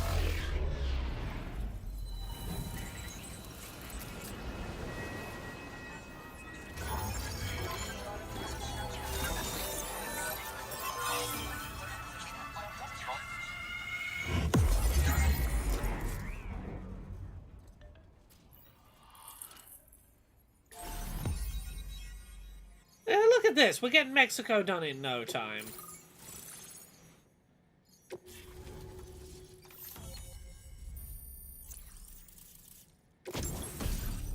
Oh, now we can make PCCs, which let us build structures. Oh, I am level 59 bridge link. Oh, fucking hell. Okay, I've shot up to level 59 bridge link, because apparently I've just gotten credit for the last 2 weeks of structures I've been building, I guess. While the game was not online during the review period. Yeah. Chiral communications. Oh, that's have been beautiful. established. Now I can finally use one of these medical units to assess the condition of the child I'm carrying. I just pray they're strong and healthy. The elderly residents here will also be happy to receive proper medical care. Oh, seems like you should be capable of fabricating PCCs now as well. Probably thanks to the chiral network expansion and the resulting increase in total bandwidth. Of course, every additional structure will eat into that bandwidth, but there should be more than enough to support anything you build. Within reason, that is. There's one other problem we've been dealing with lately, though. It's not a critical issue, so I posted an aid request with further details. If you're interested, you can check it out via your I'll come back and do it at some point, but not at this moment, because we gotta get to the south of Mexico tonight. Looks like the residents of the C1 South Distribution Center need you to recover some cargo from a bandit encampment and bring it to them. You can review the specifics of the order, so once you're good to go, I'll share additional info. Yeah, I'm not doing your side content today. I wish I could. If this were my personal time, I would. But, I gotta get to the south of Mexico tonight for reasons that are very important. Right, so this one is we do have to do some combat in this one. A set of chiral density gauges en route to the C1 South Distribution Center was stolen by bandits. They're essential for predicting BT movements. Gotta recover the gauges, get them to the distribution center. So, we... Okay, Sam. The order you've undertaken is to recover chiral density gauges. The base is located in some overgrown ruins. You might want to construct a watchtower nearby before you charge in. This is our tutorial for watchtowers. Situation and improve your odds of getting the job done quietly. But that's not all, of course. Other porters are also able to make use of your structures. This way, you can help out the people who follow in your footsteps through this area. Okay, I'll build one for the people who follow. Best of... Okay, so we're gonna do our route. We need to go, like, to the foot of the woods.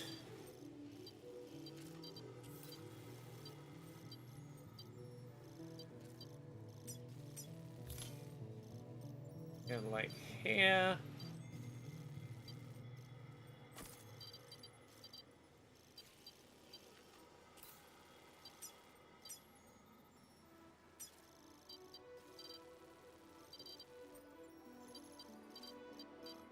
Okay, we're gonna just roughly set the route and we'll work it as we go.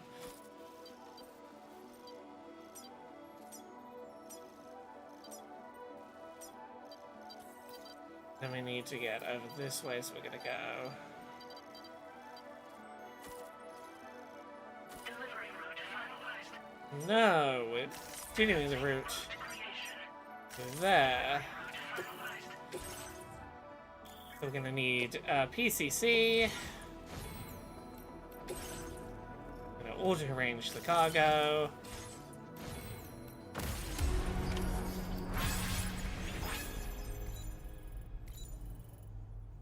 Right. Till next time. So many people are using my things. Beef fish used my generator. See, this is the benefit of having played this as a reviewer, is not that many people were reviewing this game, which means that a very limited number, like, people who are playing now will be seeing things built by the very limited number of reviewers. So a lot of people will be seeing specifically my bridges and things that I built everywhere. Come on. Keep it together. Everyone's going to get to see the Laura K. Buzz bridge and the roads and the other structures of usefulness I built. The generators, the, I don't want to get wet in the rain generators. All sorts of bits and bobs.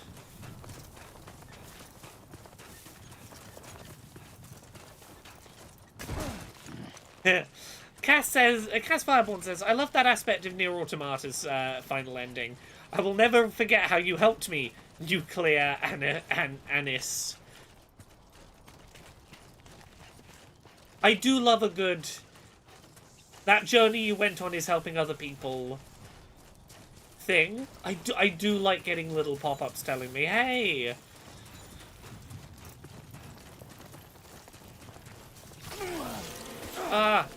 it's spooky techno spiders. I don't like the spooky techno spiders. Forgot to warn people about the spooky techno spiders. These hostile life forms are chiral creatures. No, thank you.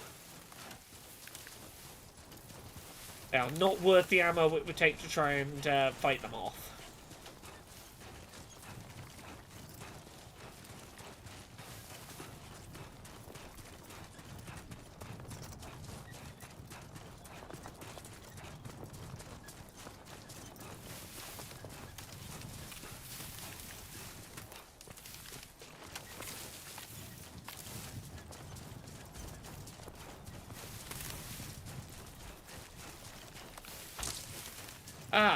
Fuck. Nope. Don't like you. No, thank you. I'm just running through this forest. I don't wanna be a bother. I don't want any trouble. Don't want no hassle. No, thank you. I don't like that you skitter. The less time I have to spend looking at you, the better, if I'm honest.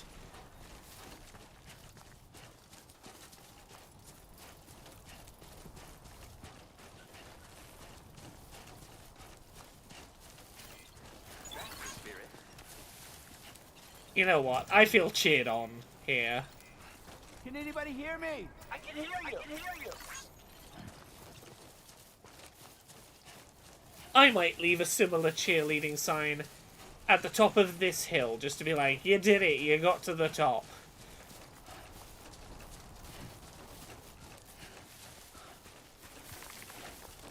I'll join the cheerleaders.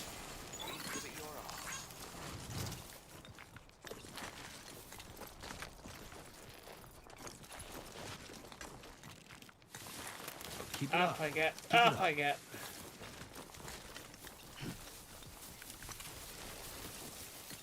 Here we go, here we go.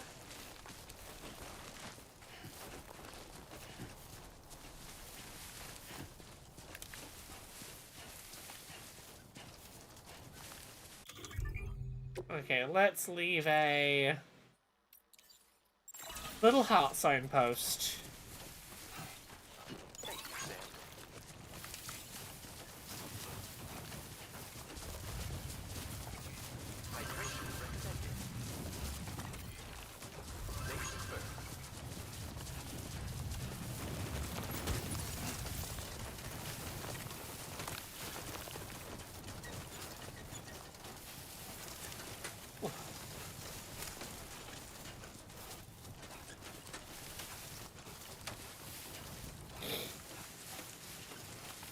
Okay, let's build our first PCC for other people.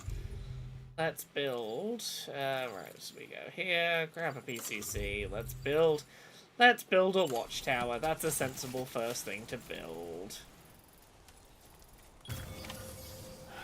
Okay.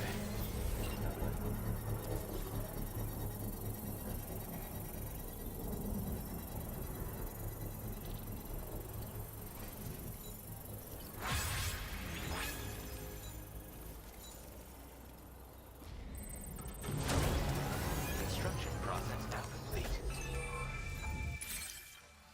Just to have a look around.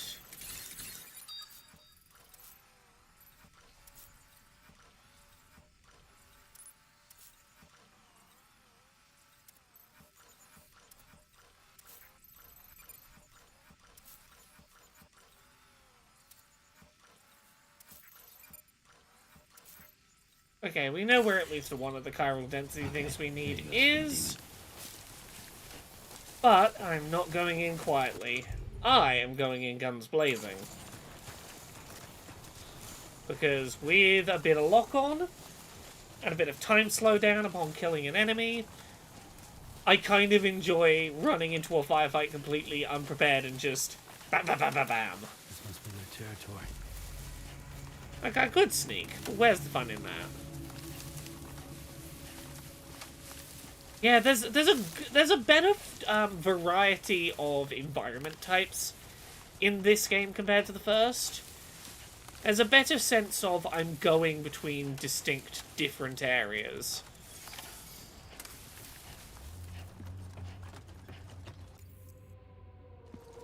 A new feature has been made available.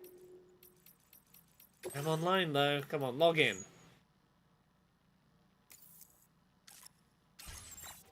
See? There we go. Easy.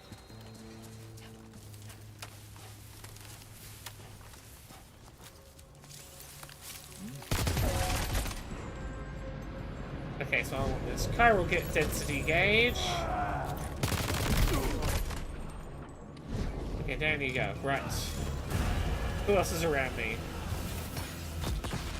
Oh, hello.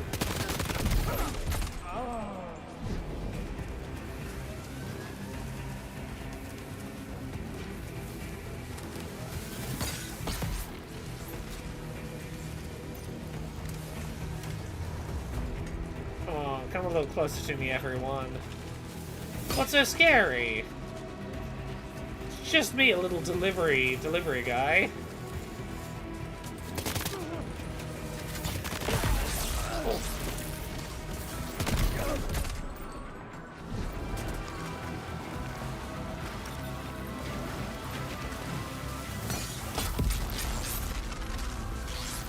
There we go.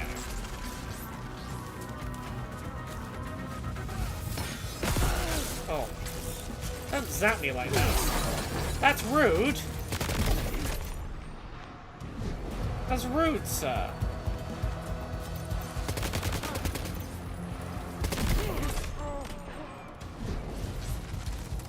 Okay, who's after me now?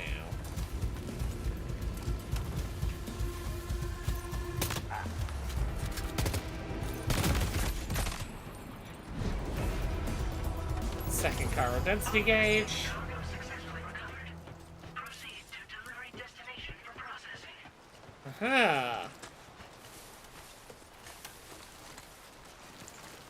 Now, I could stick around, look for more people to fight, but... Ah, I got this. So many people using my bridge and my generator. How is this firefight non-lethal? because I shot them with, what does the corpus say? There was an explanation given somewhere. Tech... Do...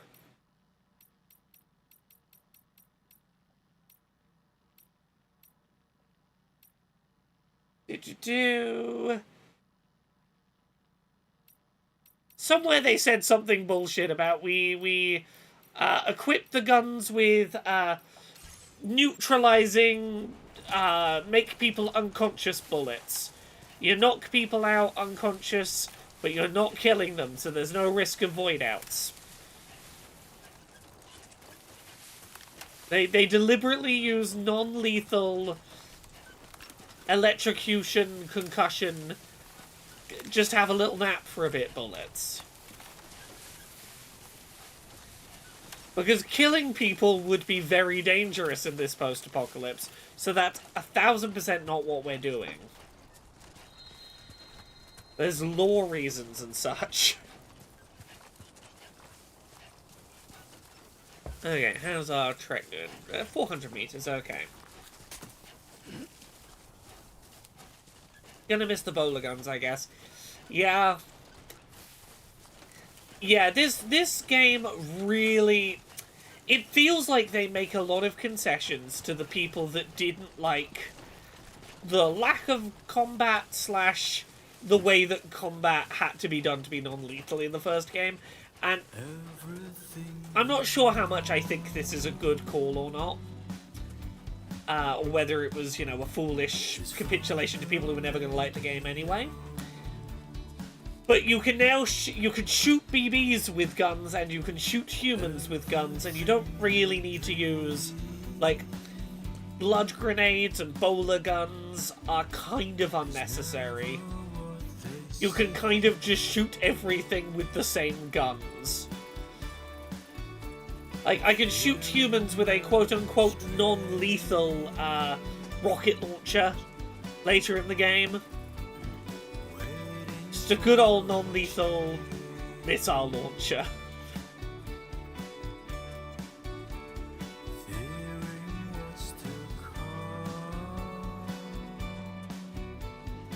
Look, I think the narrative in Death Stranding 2, way better at being an interesting, grounded story.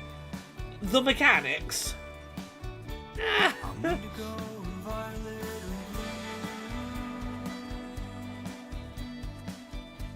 It's a good old non-lethal rocket launcher.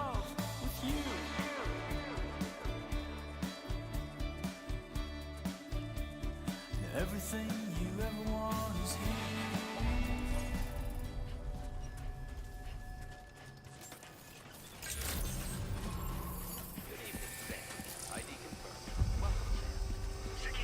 Okay, 3/4 of the way across Mexico. Mexico will be fully connected to the internet before we know it. Oh, look, I can't deny that once I hit them with a rocket launcher, they won't be conscious anymore. That certainly will prevent them being conscious.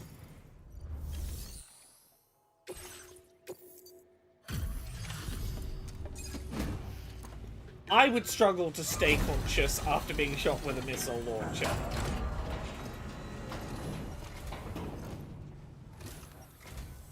Hola, you're Sam, right?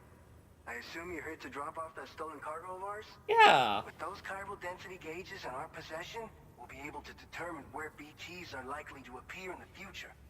So, let's get a look at those containers and see if we're good to go.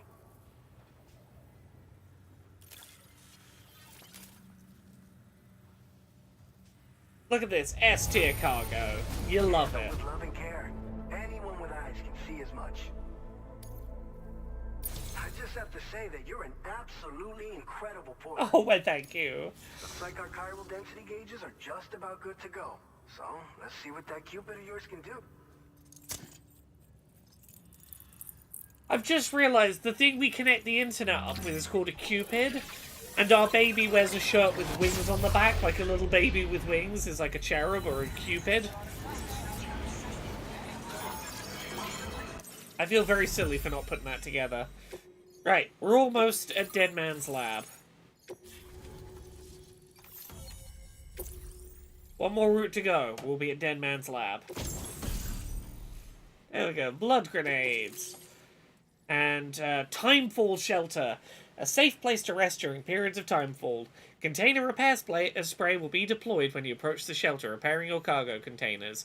Timefall shelters are also fitted with deterrents to drive away BTs. Your canteen will be refilled whenever you enter a shelter. These are beautiful. I love these.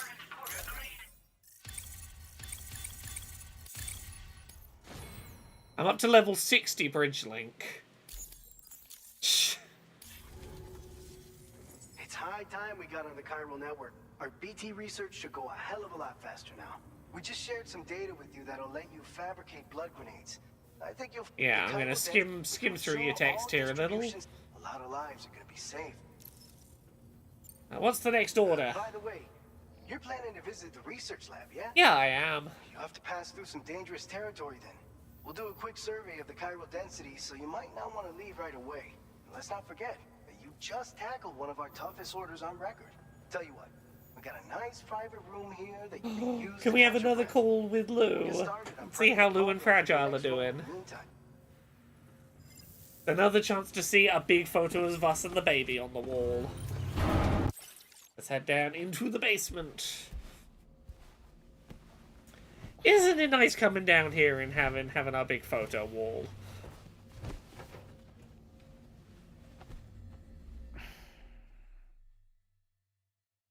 Definitely peaceful dreams. Nice, soft, peaceful dreams.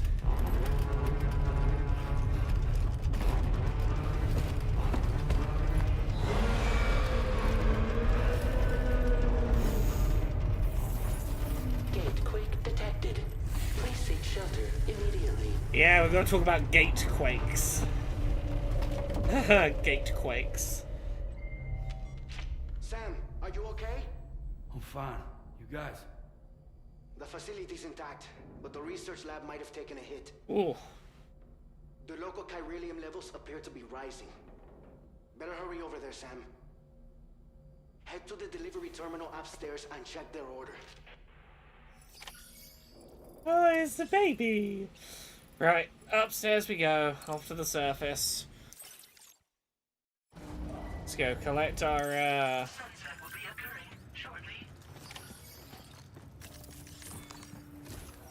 grab our order. Sam, we've got a situation. The delivery for the research lab is ready for transport, but the chiral density is higher than anticipated. This may be due to the gatequake just now, but we've identified a new BT area in the vicinity of the lab. Okay, we're gonna go fight some ghosts. We have no BB pods on hand. I know you've got dooms, but without a pod, you're gonna struggle to determine exactly where the BTs are. Don't worry. If I can get close enough, I should be able to see them. Seems like my dooms level or whatever went up at some point. Ah, my dooms happened. Went more big, more doom. Oh, yeah? By the way, we finished a preliminary assessment of the BTs detected in the vicinity of the research lab. And we've prepared some weapons that should be effective against them. You're a pro.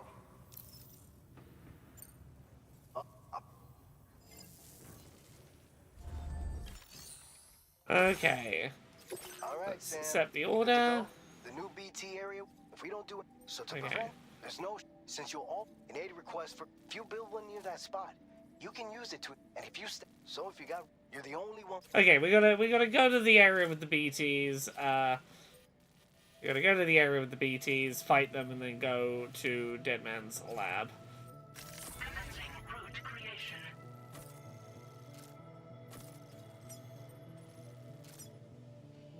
Delivery route finalized. Commencing route creation. Delivery route finalized. Nice simple route. Nice simple route. Prototype ammunition to improve the versatility of MP bullet weapons by making them effective against BTs. Blood grenade materials are now in the bullets.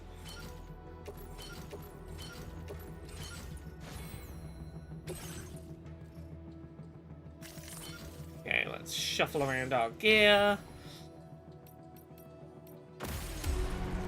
And out we go.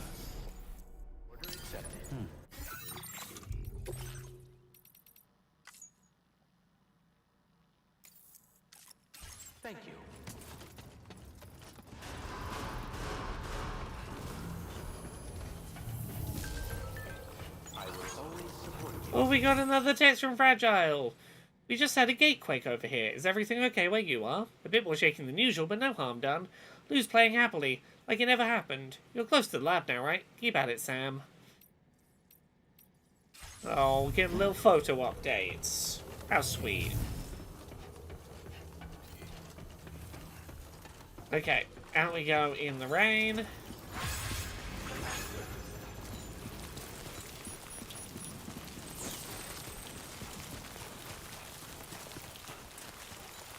Oh, fucking everyone's using my bridge. I had my suspicions where the bridge that everyone's using might be. I think there's one particular bridge that, considering how little time the game has been out, and how relatively early people probably are, I can't imagine it's further than a certain distance into the game. And I know one place where I put a bunch of bridges. Oh yeah, we can... yeah.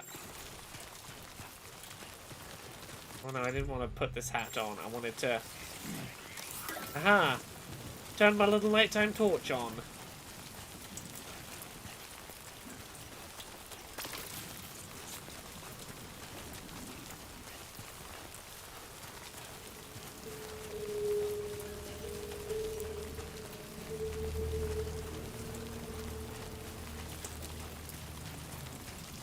Ah, I can talk about a thing now because it's out there.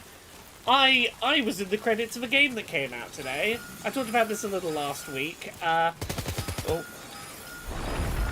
game called Word Atro. It's kind of like Balatro but Scrabble. It is out now on Steam. It came out today. I am in the credits as an accessibility consultant on that game. I was like, hey, let me help you make your game about words more accessible to people who might have trouble with words.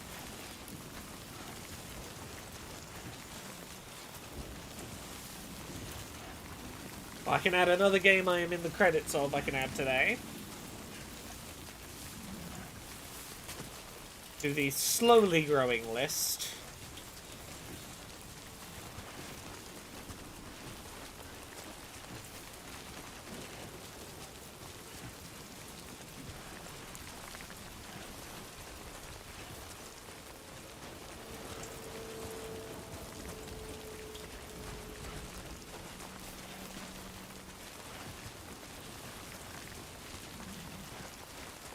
Right.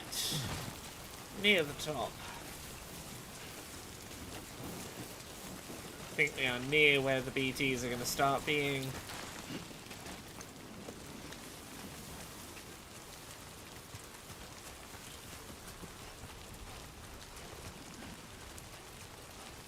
Oh, rubber duck.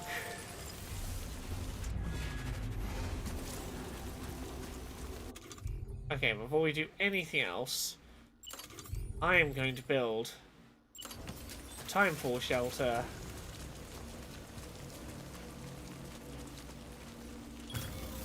That I have somewhere I can come back to stay out of the rain and repair my gear. Somewhere that the BTs cannot get me. Construction process now complete. Okay, cool.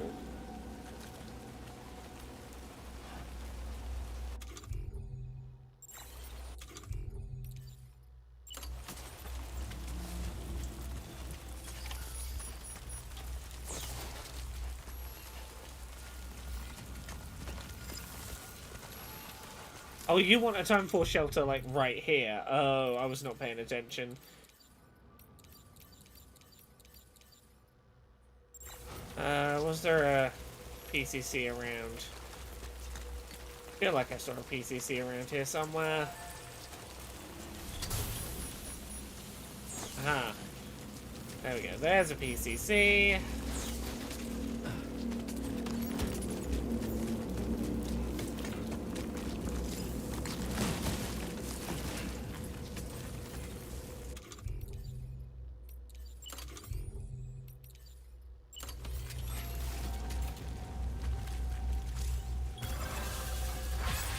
There we go. I did your little objective. Strangle 3D? I keep forgetting you stream still. Twitch stopped telling me. Well, that's rude of Twitch. Tell it to stop being so rude. Why would it ever be like that? How you doing, Strangle? You doing well? Okay, yeah, I need to get my gun ready.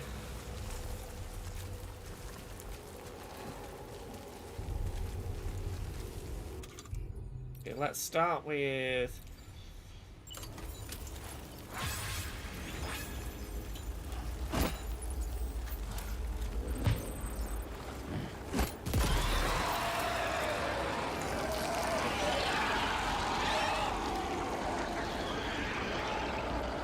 you dealt with? Yeah.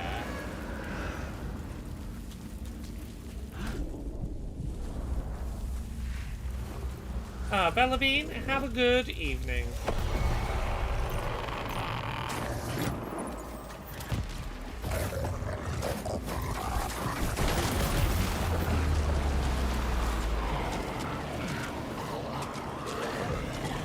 Oh, shake off, shake off, shake off.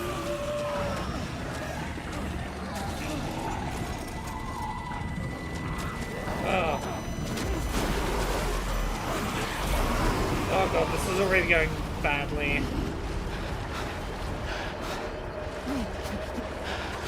Oh god, okay, what am I gonna do? Oh never.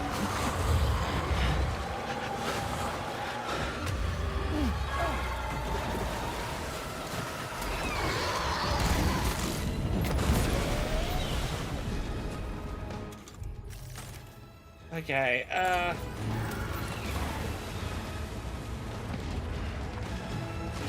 where are you at, Dolphin?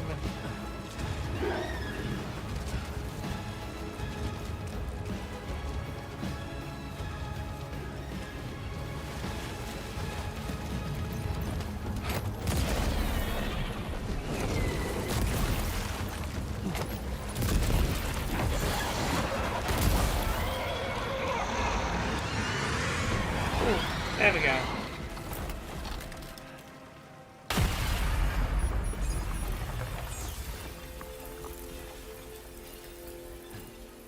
Ambient chiral density has fallen to a normal range. BT threat neutralized. Please deliver your cargo to the research lab.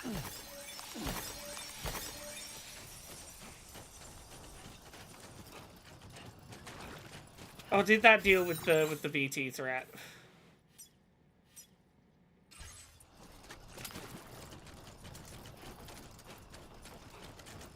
Can I find the Timefall shelter to repair my stuff?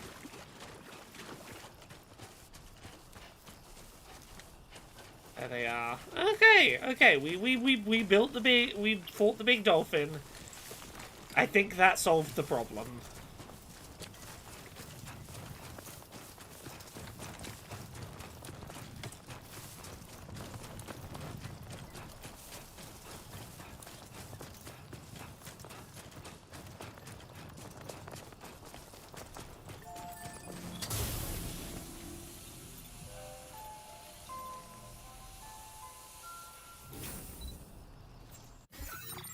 Okay, Come on, let's yeah. get this done.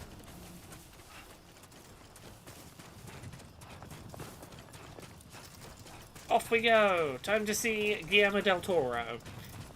Find out what super secret information he wanted to share with us in person that couldn't possibly have waited.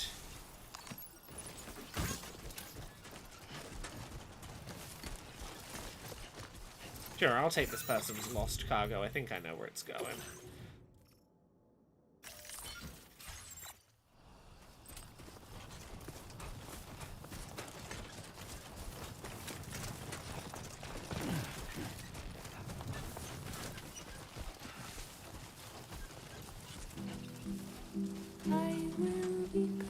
Well, here we go. We're about to connect all of Mexico to the grid. And then we can go home. And then it's mission done. We can go have a quiet life with Lou. Free of the government's intervention. They'll forgive us for having kind of abandoned the government. a little bit and gone off grid. And the game will end here, like 2 hours in. You should have more faith in yourself. Oh, Cass, that is unfair. Oh, that reminds me, I have a cola ice lolly in the freezer. I have a cola Calippo or a Colipo in the freezer that's gonna do me a treat when I finish this stream.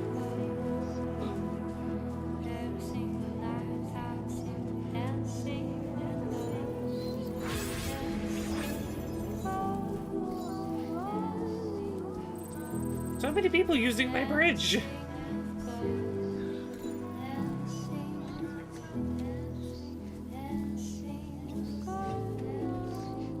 Come on, what you got? Let's do this.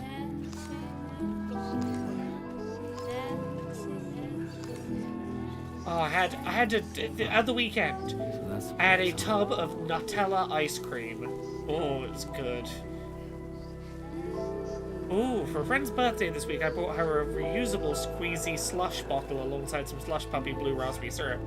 Ooh, yes, I'm aware of those bottles that you put your drink in and you squeeze and squeeze and squeeze and they become slush. I don't know exactly how it works, but it seems like a thing I need to look into. I would very much appreciate the ability to just make slush on demand.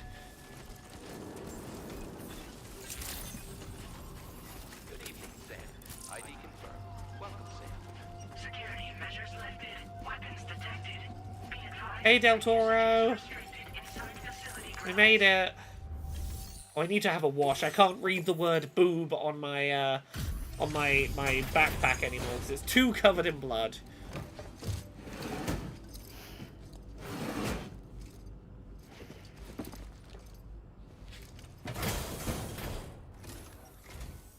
Long time no see, Sam. Though, having said that, I realize you probably don't recognize me like this. Anyway, why don't you let me take a look at your orders? Hey, I was kind of expecting Deadman to welcome me. Is he like down in an office downstairs or something? But that's Sam the man for you. Oh, picked up some lost cargo, I see. We never doubted you'd show. Reliable as ever. A man you can count on. He's not connected to the Wi-Fi yet, Scrangle. We gotta hook him up to the Wi-Fi with all of our USB necklace, and then his picture will clear up. There we go. We did it. About 2 hours. We connected all of Mexico to the internet.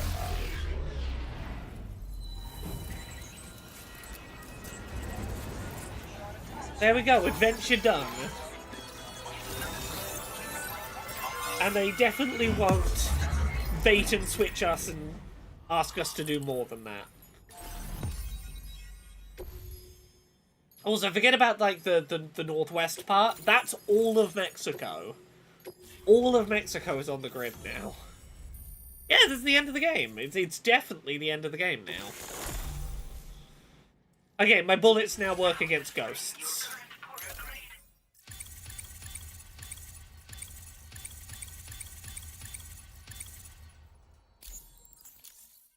There we go, I'm level 91 already. So, Sam, don't suppose you remember who I am? The name's Alex. I used to work at the weather station back in the UCA. Of course you did. I was a Bridges employee, reporting directly to Deadman. So, when I was offered the opportunity to collaborate with him here, studying the Death Stranding and BTs, I jumped at the chance, and here I am. And now, you're here too. You actually couldn't have come at a better time. Shortly before your arrival, he's the designer of Adam Jensen's coat in Mankind Divided. Significantly higher ranges than before. This kind of spike is indicative of an imminent giant BT appearance. I've shared with you some MP bullets that should be very effective against BTs. Oh, thank you. Because if a giant BT is on the way, then we're gonna. I can do a boss fight if you need me to. It's hard to know when this giant BT is going to appear. So for now, you should rest up in your private room and prepare for a potential fight. That's both mine and Deadman's recommendation. We'll keep you posted, Sam. Okay, can I say hi to Dead Man? He asked me to come. He wanted me here.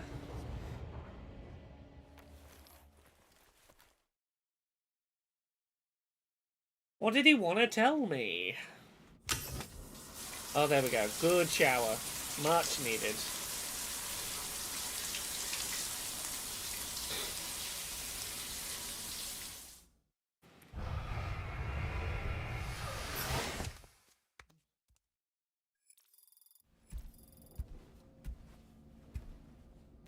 Ah, this is the company that made the coat that Sam's wearing in-game. I see.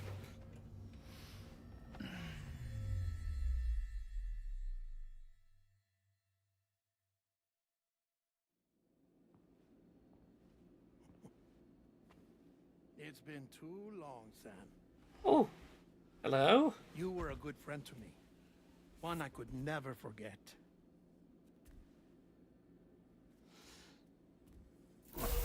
Which is why I took steps to ensure that this message would only play upon your arrival.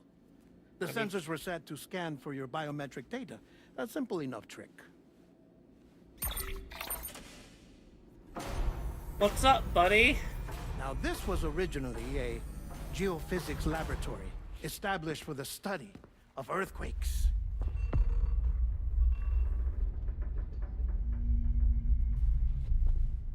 And for that reason, it holds a wealth of documentation on gatequakes, tar currents, and placates. As well, I discovered, as research data on the other side.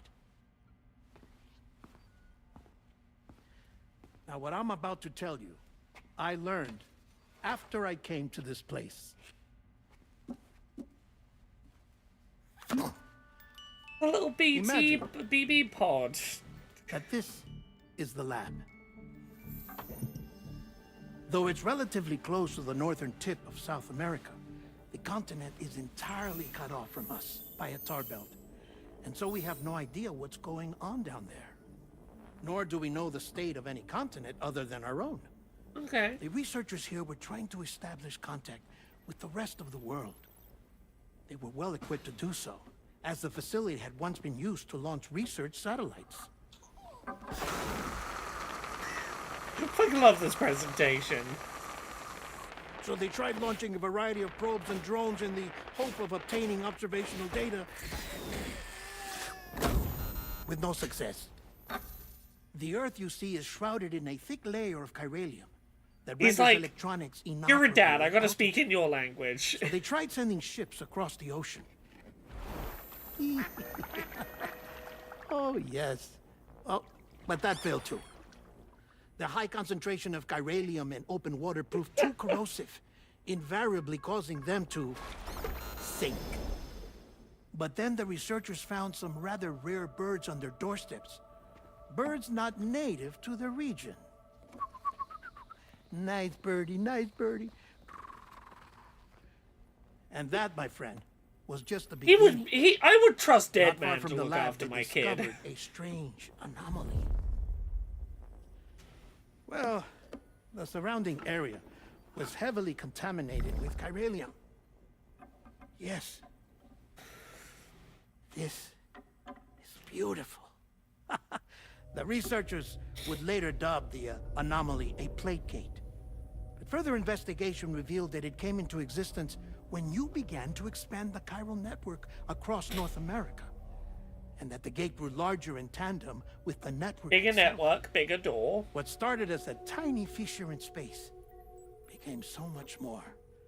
The researchers duly installed cameras to study the gate and its surrounding area. Now, to their surprise, they caught footage of some unusual marsupials. Yes, a kind you wouldn't expect to normally encounter in Central America, like the birds. But to confirm their suspicions, Australian marsupials, you say?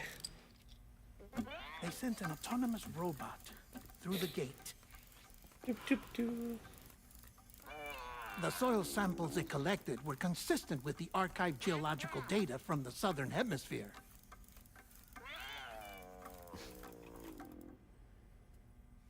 Not long after, several men and women came through the gate. They spoke English. And they confirmed that they had indeed come from faraway Australia. We finally knew we created a the wormhole world to outside Australia. North and Central America had survived. Ours was not the last bastion of humanity, but Australia had suffered the Death Stranding too. Death Stranding 2? Undeterred, the researchers began working closely with Bridges and conducted a series of tests, paving the way for an expedition to Australia that would lay the groundwork for chiral network expansion. After they had first installed surveillance equipment, that is, so that the gate could be monitored from the Mexican side, a necessity to this day as Australia is not yet connected to the chiral network. The UCA may not have dreams of conquest and control, but they aren't about to let just anyone use the gate. Indeed, that's one of the reasons they were so determined to connect Australia to the network in the first place. Are you suggesting that America would perhaps, I don't know, maybe we could word this as control their borders? And maybe not allow people to move in and out of America unless they agreed to be hooked up to the American government's internet? Are you suggesting they need to essentially become an extended part of the United States if they want to have open borders for travel? Otherwise there's going to be border controls with the United States? Well, I suppose that's all I have to say about the plate gate.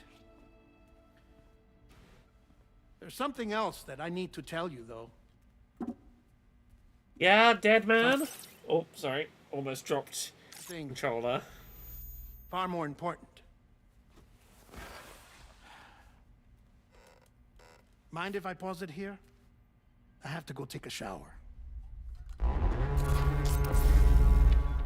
Gate quake detected. Sam, a Good gigantic timing, just dead showed up man. outside. We're prepping weapons for you now.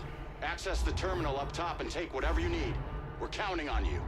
Okay, guess I better go do a boss fight.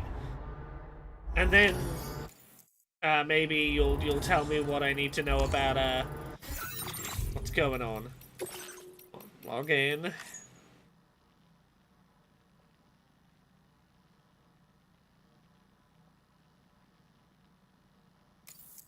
There we go. Just watch this bit on a Jacksepticeye video. Hope to God you're a better fighter and prepper than he was. I mean, I am not afraid to be a worsen player on an easy difficulty because I got nothing to prove. Oh, let me turn this down a bit. I have no interest in being like, oh, look at me, I'm hard, I'm so hard at video games.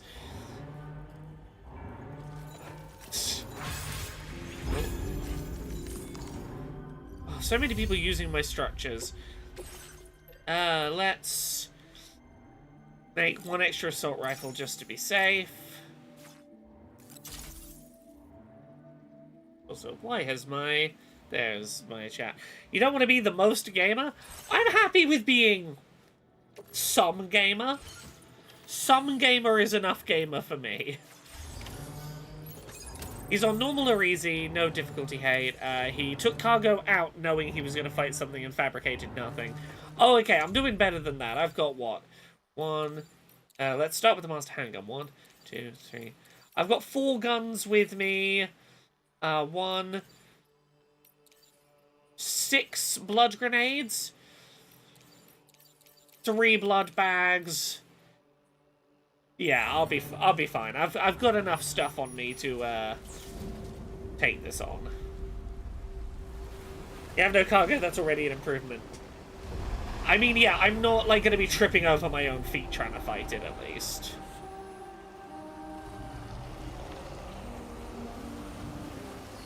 I at least understand I don't want to be weighed down, and I want to have stuff to fight with.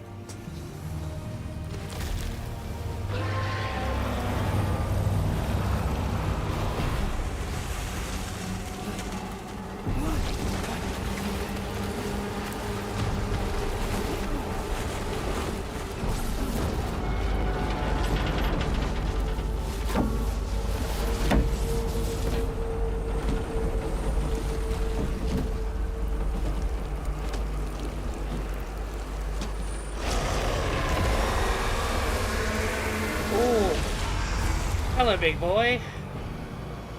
His cargo straps were crimson by the time the fight ended. Yeah, mine were just from having fought the tar dolphin, or whatever it was a minute ago.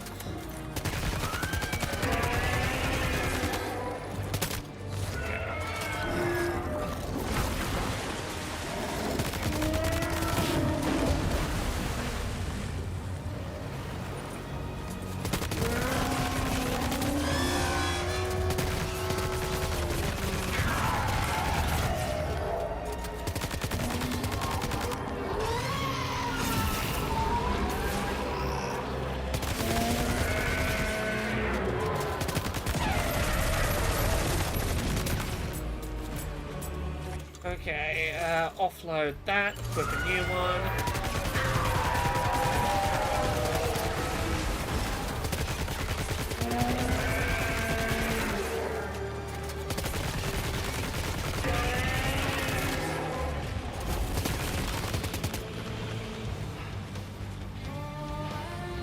Okay, where are you gonna pop up? Oh, there you are.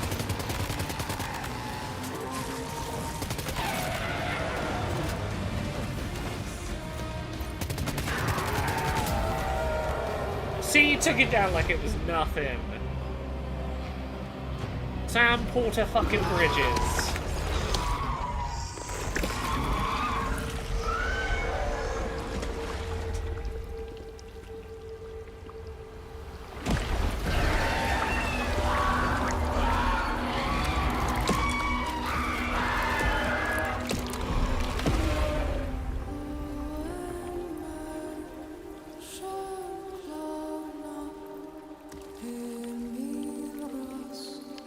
I love the sort of stop-motion, low frame rate way that the Chiralium forms.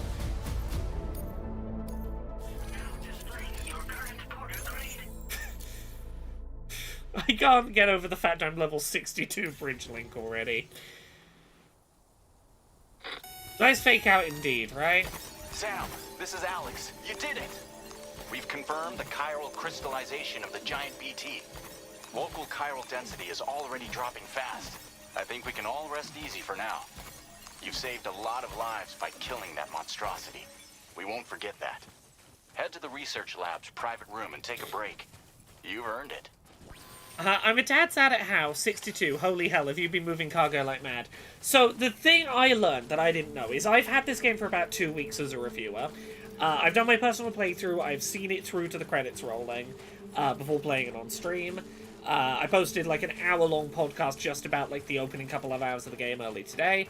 But what I didn't know is I'm on the same PSN account because I wanted to be able to play online, and this is the one I have PS Plus on. And apparently, I get credit on this new playthrough for the stuff I built in the first playthrough. So I keep getting pop-ups being like, so-and-so liked your bridge, so-and-so liked your generator. And, like, the servers have been offline for, like, a week, so I've been building stuff for a week and not getting any, like, online credit for it, because the servers were in, like, last-minute maintenance before the game released. So I've started a new playthrough, and then suddenly been credited for a week's worth of structures I built. So I guess that is level 62 is representative of the things I built during a week. Where I couldn't, like, the game servers just wouldn't let me connect to the internet. So all of the brand new players, a bunch of brand new players who are far enough ahead, are seeing my bridges, because, like, there's not that many reviewers.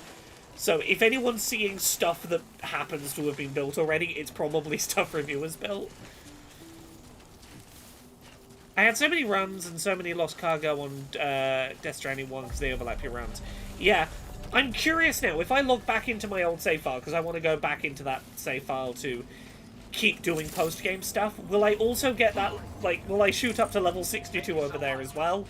Or by having claimed it here, is that me done? I don't get to level up on that profile for it. We'll see. I'm not that fussed if I don't level up on the other account. I'll have plenty of time to level up over there.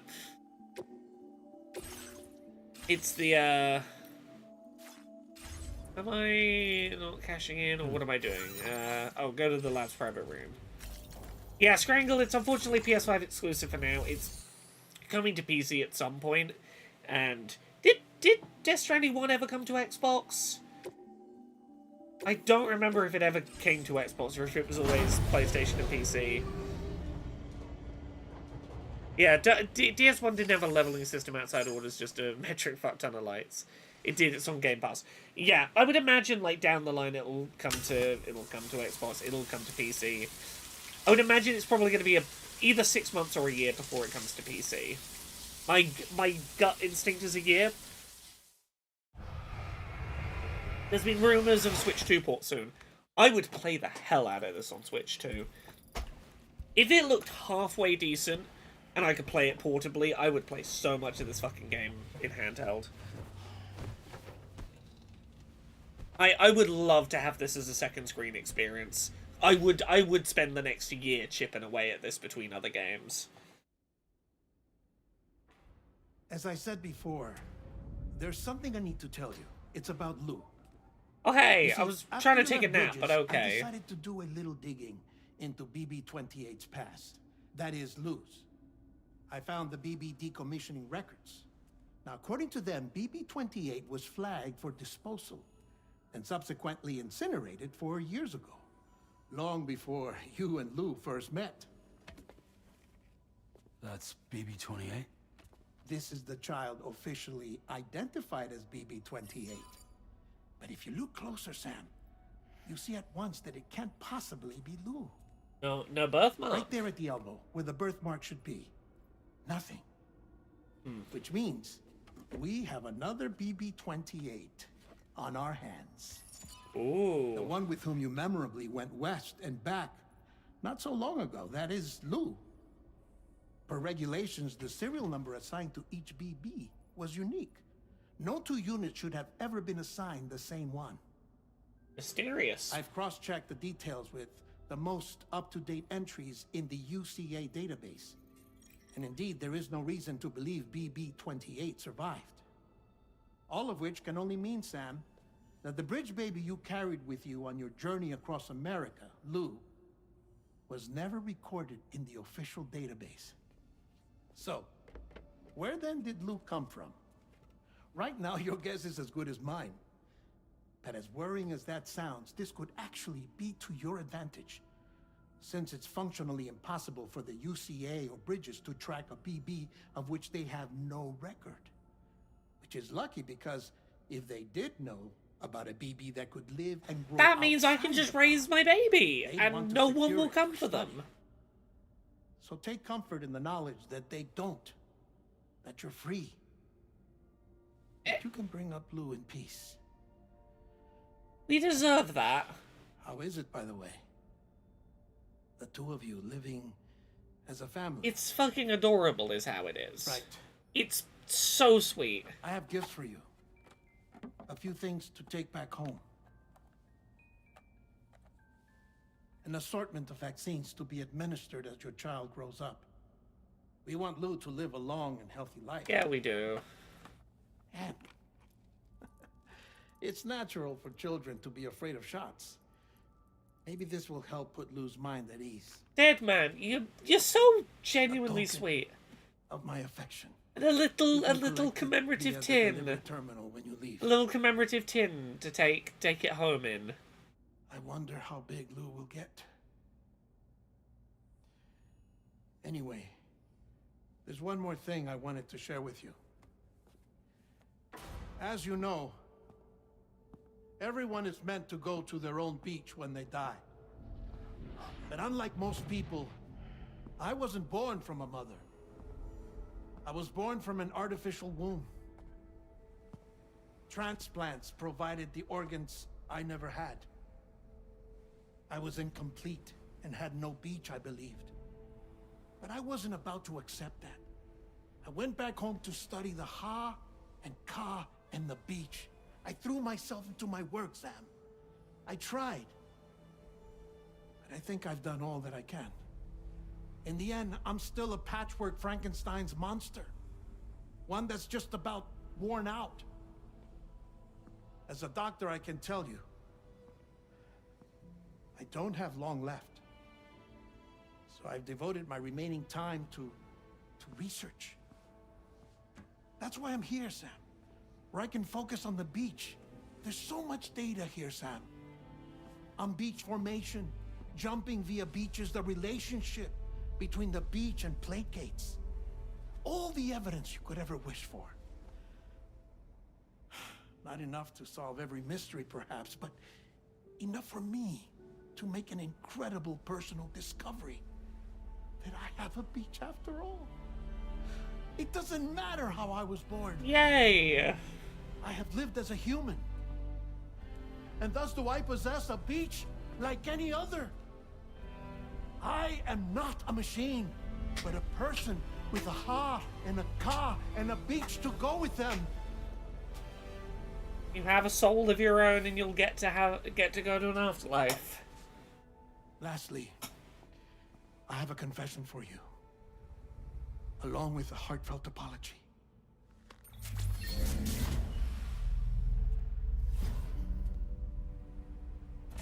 I told you once that I didn't have dooms.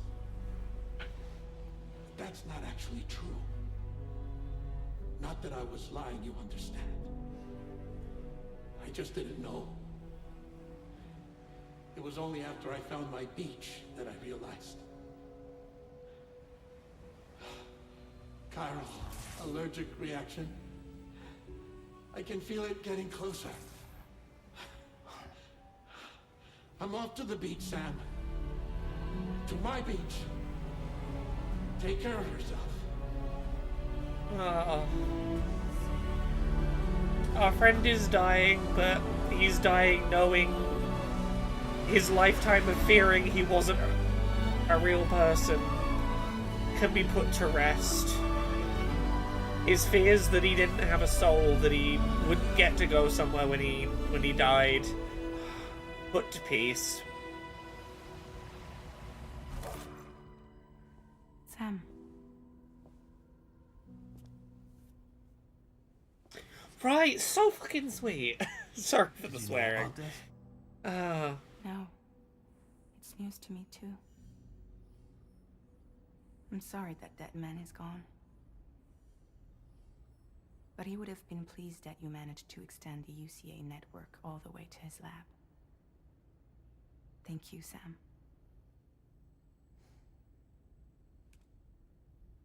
Almost time to come home and see the baby. Missing little Lou that badly? Right, Scrangle, like, right from the start, this game is full of stuff that I think is, like, handled with subtlety, with nuance, with sweetness, that isn't, like, overplayed or made overly melodramatic. It's not like, you know, some of the stuff, like, the drawing connections between, like, the United States and border control and, tech accelerationism as a cover for, you know, colonialism. None of it's, like, beaten over the head. It's just, like, put out there. And the idea is there for you to mull over, and you go for a walk and you think about it a while.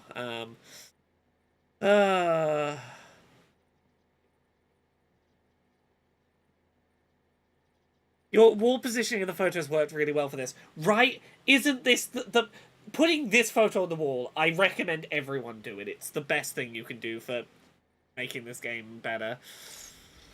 Come on back, Sam. Lou misses you too.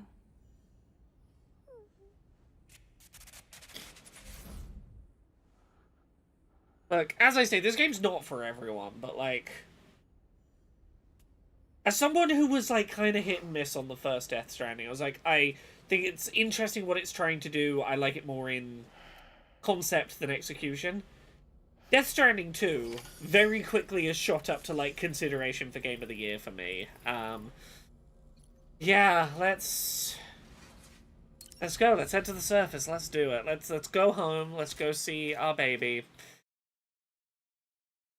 I have about 45-ish minutes still to stream tonight.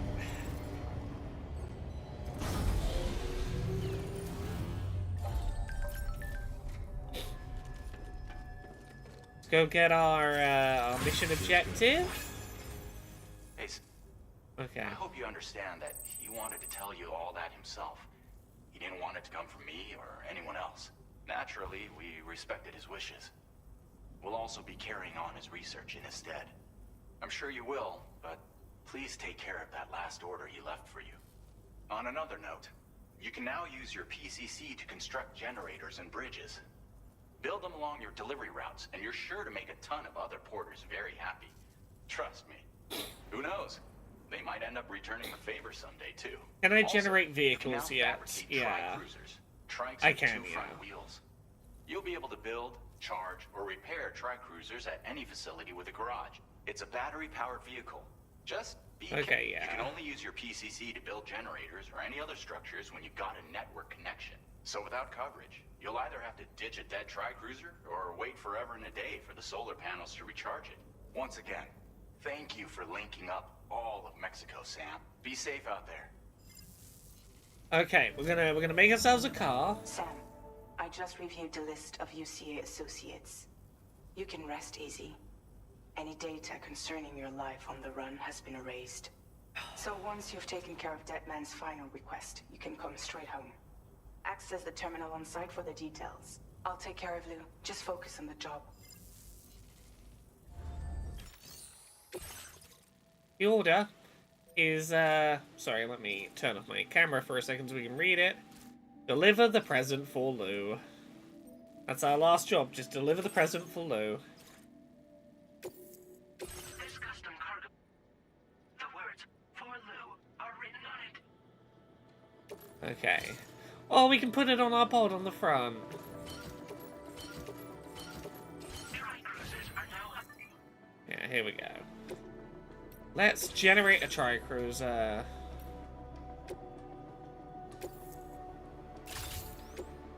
And because we generated it, no, we can't customize it yet.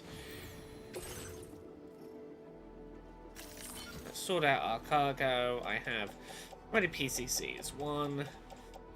I could do with a couple more PCCs just for generating generators.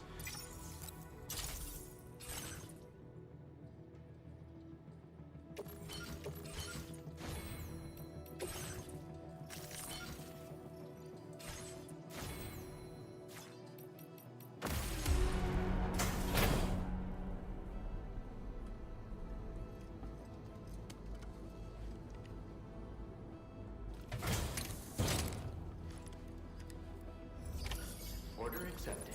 Thank you. Do I have to? Oh, I have to order my vehicle from the garage. I can't just fabricate it. I've got to be like,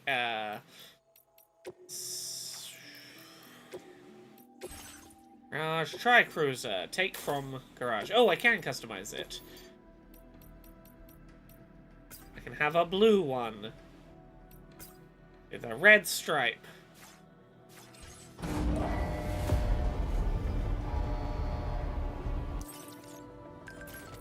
Okay, I gotta make my map while we're at it, so let's move all current markers. And let's make our rough route back.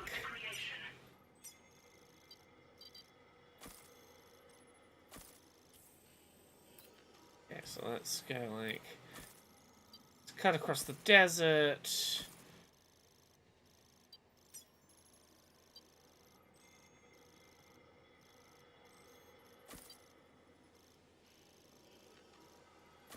Through the bridge.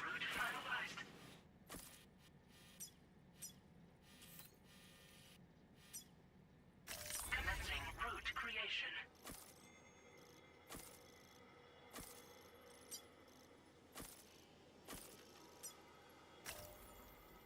Delivery route finalized. Okay. Red stripes do make it go faster. You are correct.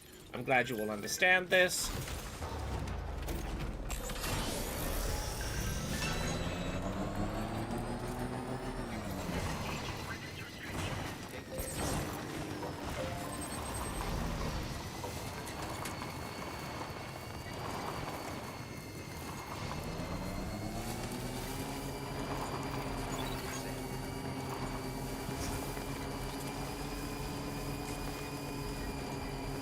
Right, it's a neat vehicle, isn't it?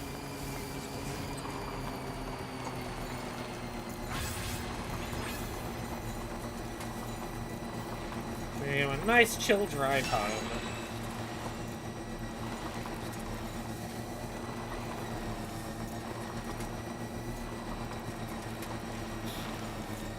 There are some very nice vehicles in this game. I do enjoy the default vehicle ideas they have. We're waiting for you. Thanks, Sam. I'm sorry about Deadman. The important thing is that you did what you needed to do. Somehow Lou must know as well. The kid seems really happy. We can't wait for you to come home. Oh, the trucks are great. We might be able to show off a truck today, we'll see.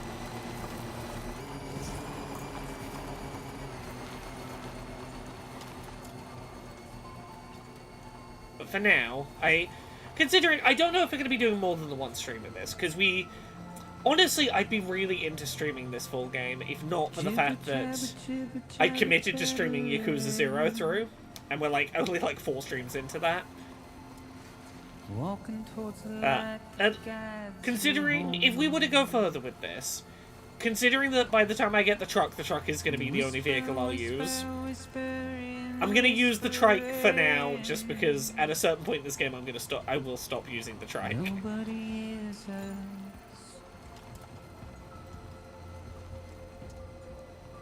Nobody knows.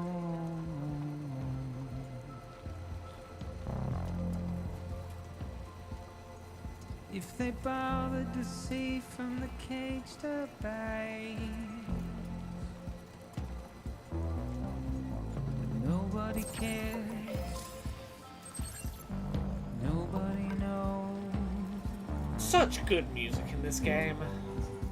But it's just how it goes.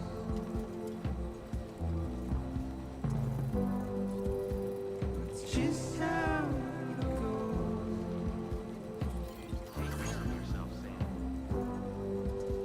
It's just how it goes. Oh, Lilith, I'm sorry. The internet is rude sometimes. I would offer to answer your question for you, but also I can't answer anything that is beyond a certain point in the game because I am under embargo for... In order to have gotten an early review code, I have to wait until certain deadlines to talk about certain things. The double-edged sword of early access. Deep into the Number wants to say, I'm glad Deadman got his soul.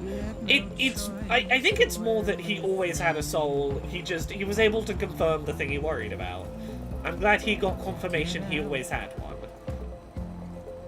It's the desire.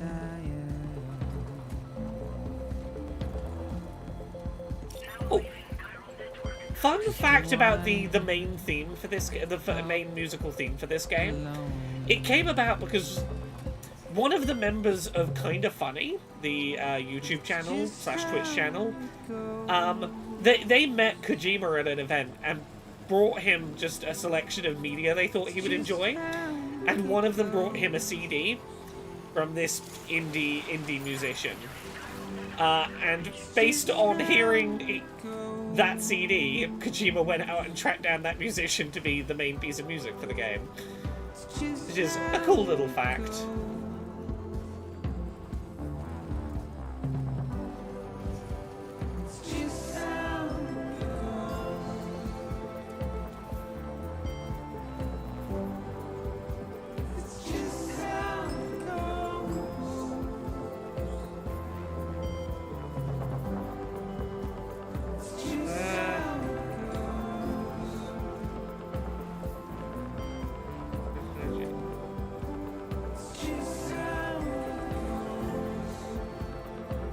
Death Stranding X Bleach is an interesting question.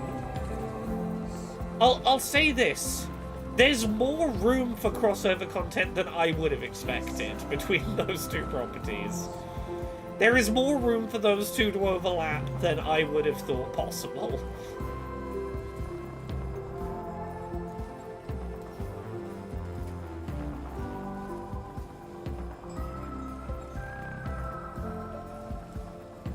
There's at least a couple of moments in this game I think would make good fodder for that particular fanfiction content.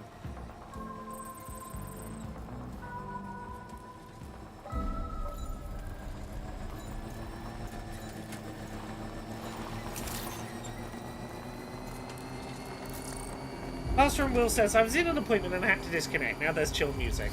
There is. What was happening when you disconnected? I can give you a recap on what you missed if you like.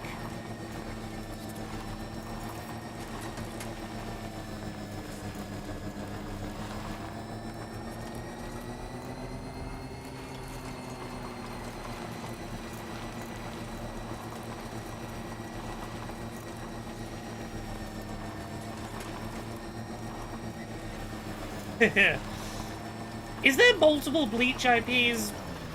Look, maybe it's just because I was, like, very specifically a 2005, 2006 anime watcher. In my head, Bleach is only Ichigo, the Soul Reaper, with his Bankai, and his, what was it called, like his Reaper form with the mask. Oh. I'm getting a call. Intrusion detected. Intrusion detected. Level 5 alert. Multiple unidentified armed hostiles inbound. That's my home emergency alert system. They're in danger. I gotta get back. That's a problem. That's a problem. Multiple armed people coming to my very secret house. No, thank you.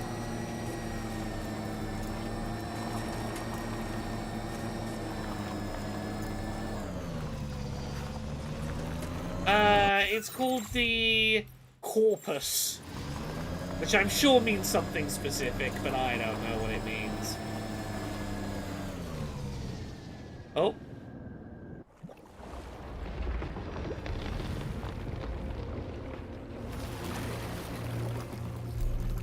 Hello?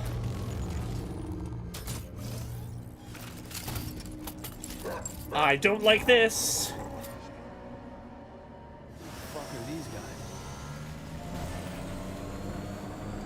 A large collection of writings or a specific kind or on a specific subject. A collection of writings or recorded remarks used for linguistic analysis. Ah, okay. Aha. I don't want to fight these fuckers. Let's, Latin for bodies in the body of a text. Interesting. Okay. Yeah, I knew it had to... There was a good chance it was going to be Latin, and it probably meant something significant in the context of Kojima liking things having multiple meanings. Okay, can I drive across this river if I... Oh, come on, come on. Aha, aha.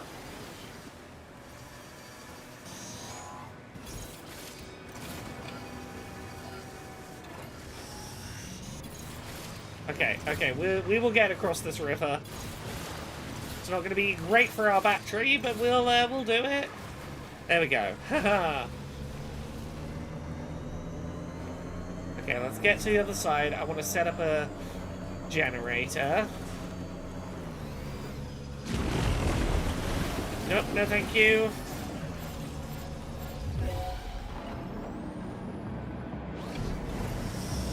Oh, no thank you. Out we go. No thank you. No thank you.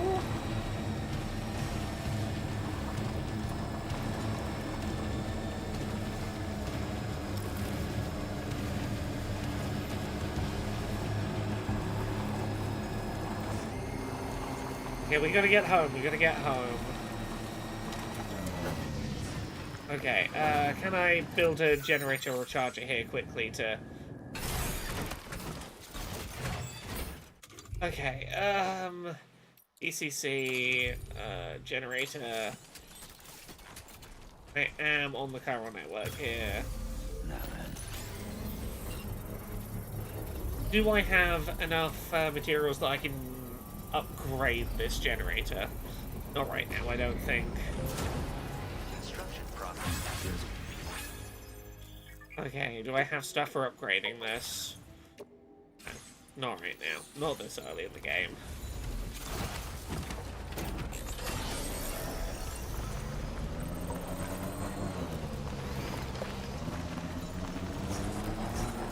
Okay, I will get back to following the line once I'm past this. Once I'm up this mountainous outcropping.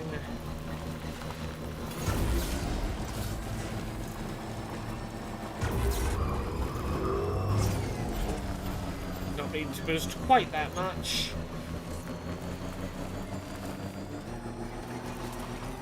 Okay, we're nearly home. We're nearly home. Just a little longer, Lou. Just a little longer, Fragile. Everything's gonna be okay. You know what? I'm close enough to home. Let's boost. Let's use extra battery to boost. Get home to the baby.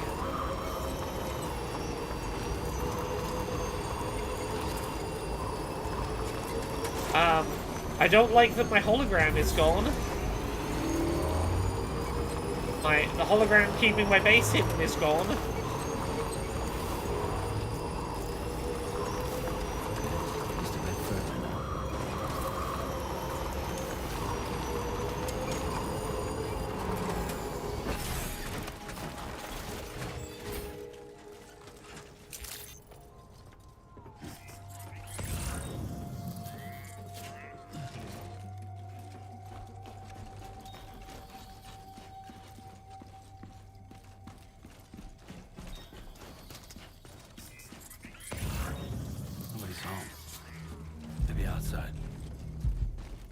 Okay, the place has been ransacked. Not a good start. Not a good start. Fragile's got to be somewhere.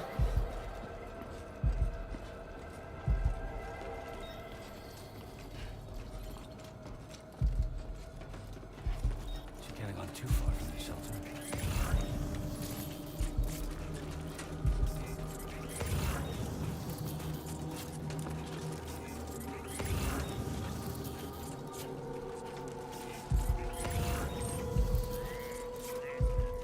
Okay, footprints. These are footprints.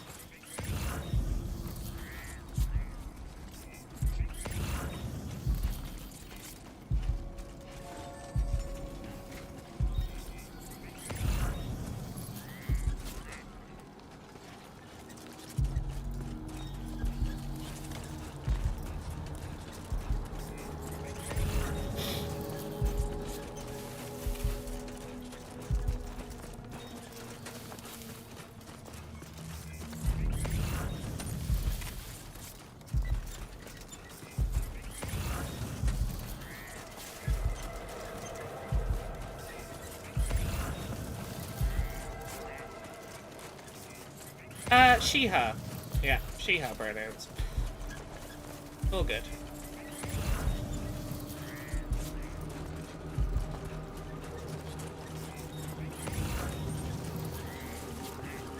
Okay, I'm following the footprints. Am I following my own footprints? I don't think so. I think I'm following the right footprints. Maybe.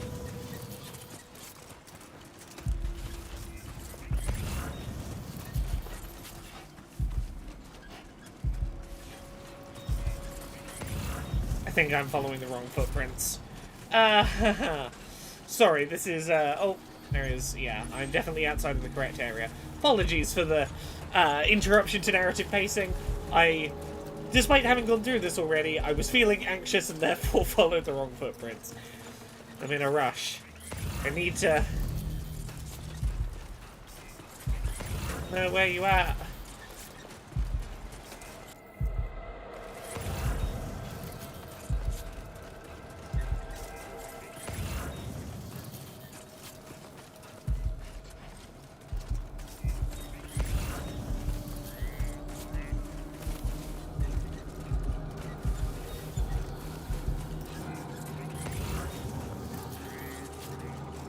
Nearly back so we can start following the trail the second time. Yeah, I think there were some pinky purple ones I was meant to be following. Okay.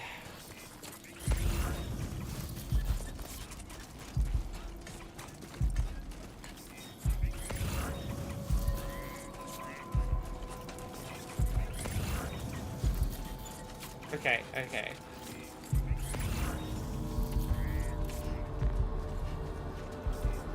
Here we go. Ah! We have Fragile's thumbprint. Okay.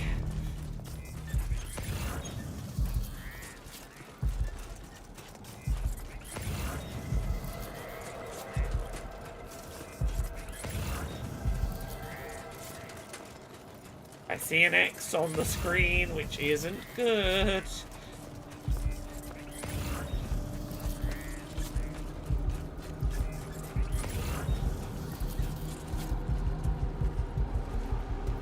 What the hell happened?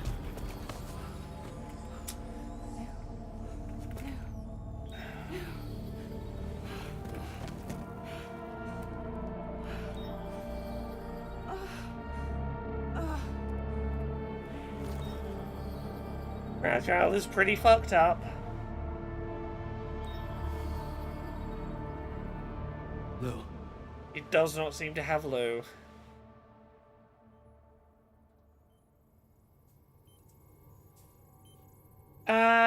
Mono's best? I am about 3 hours into the game.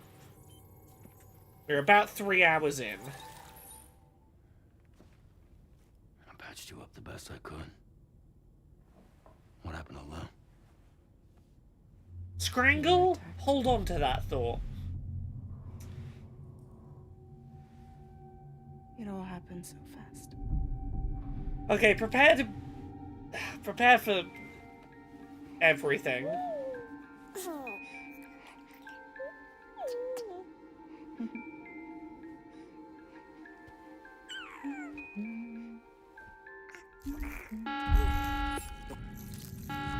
Intrusion detected.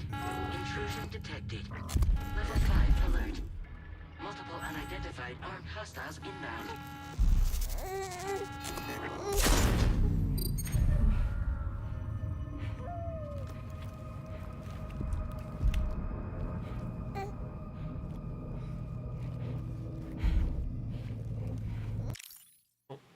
Did not mean to enter photo mode. There we go. I'm just gonna put the controller on the table where I can't accidentally pause very dramatic cutscenes.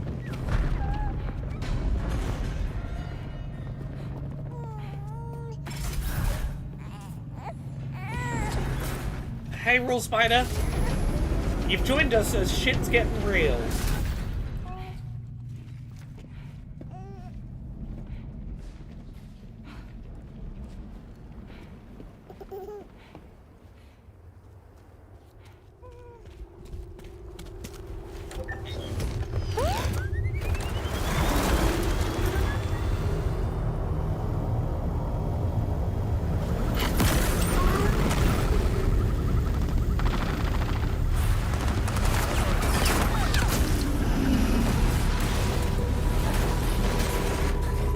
I am impressed at Fragile's ability to fucking tuck and roll in a way that keeps that baby okay. It is an impressive level of defensive tuck and roll.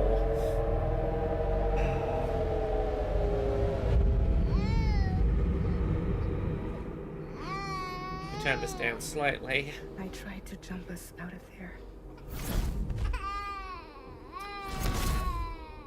But I could only take my equipment with me. And I couldn't possibly think of Blue like that. There was no way for the two of us to escape together. The best I could hope for was to jump Blue out. Just Blue.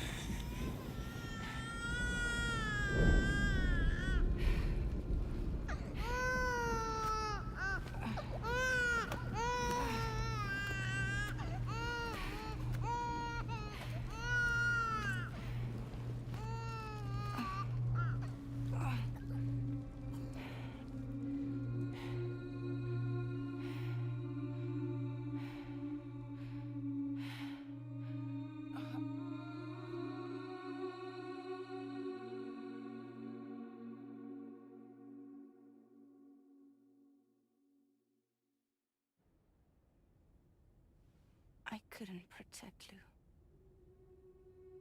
I am so sorry. So sorry. I'm sorry. Yeah, as Lilith points out, there is a really nice contrast here to the end of Death Stranding 1, where she says she brought Lou to the beach that Sam and Higgs were fighting on by imagining Lou as cargo. And now, I couldn't possibly think of Lou that way, is beautiful, and the worst possible timing for that beautiful change of heart.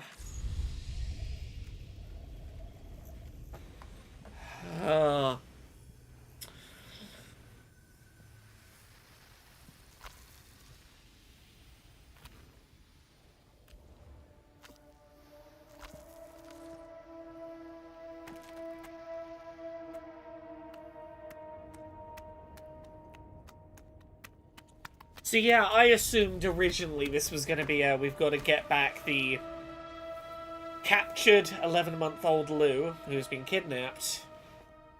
It sure doesn't seem like that is the case. Seems like Lou maybe got killed, and somehow Lou's spirit managed to make its way back to the BB pod.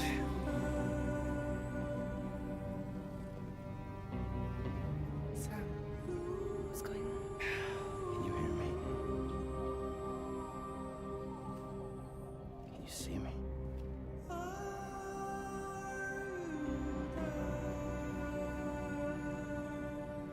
Yeah, this isn't a rescue mission, at least in the traditional sense.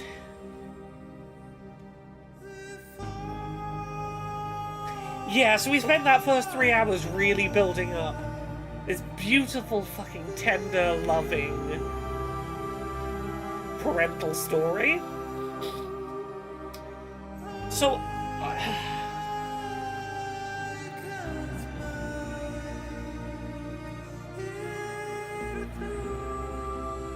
Lilith, you're welcome to have your theories. What I'm talking about here is, at the time when I was at this point in the game, what was my theory based on the information I had.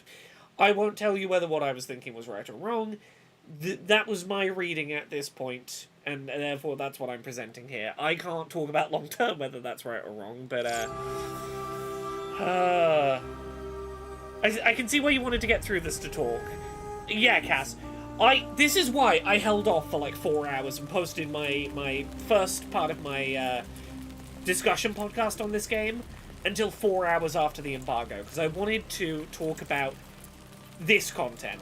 And part of the embargo stuff was like, if I want to talk about plot specifics, I should give it long enough that the earliest early access people have had time to get there. So yeah. Timefall is still a thing in this one.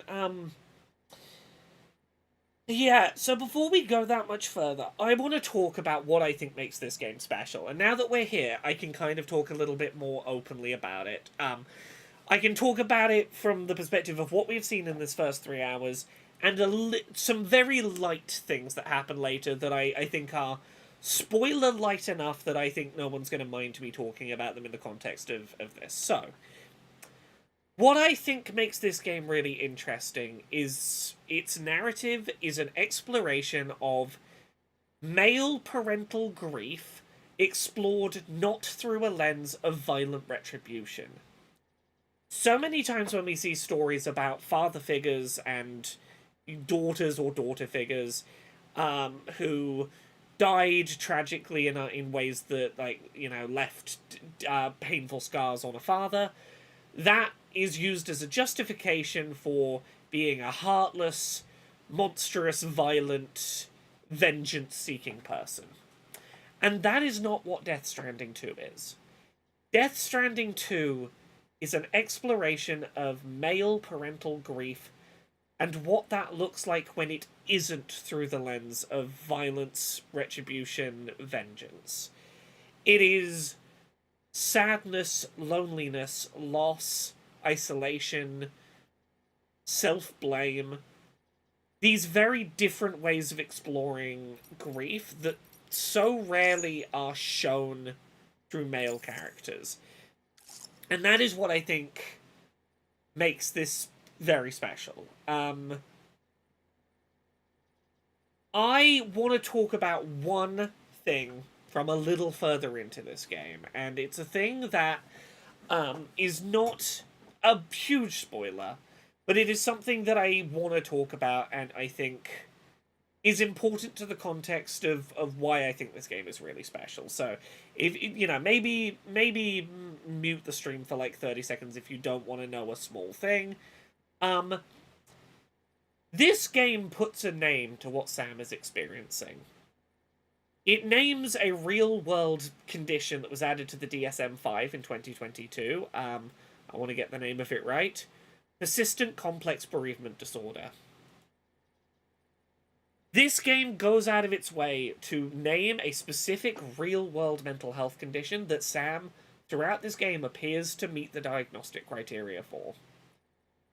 This is an exploration of a male character experiencing such parental loss and grief that he does not turn to violence and vengeance, but that he struggles with a disabling level of grief. He deals with a disabling grief condition.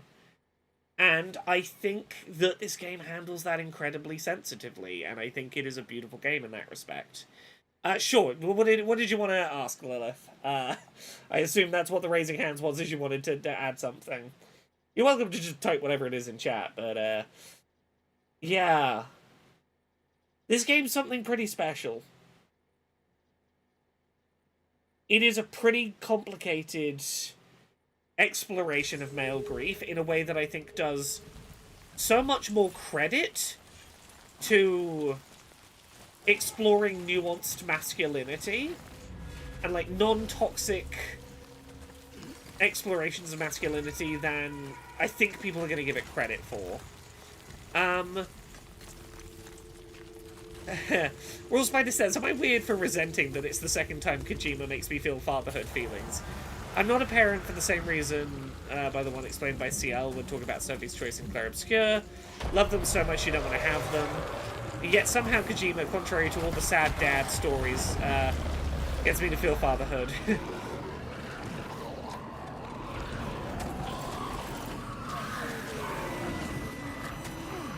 Well, I was not paying enough attention. I was looking at chat too much. Yeah, this is not his first loss of a child or potential loss of a child. His dooms cost him his first wife and child once. Yes. To be clear, I'm aware this is not his first loss like this. Yeah, it's... Oh, come on.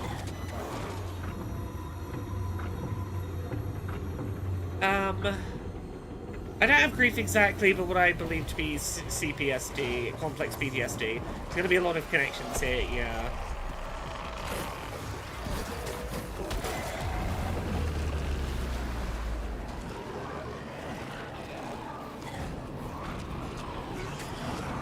Sorry, I should actually be, like, paying attention to this.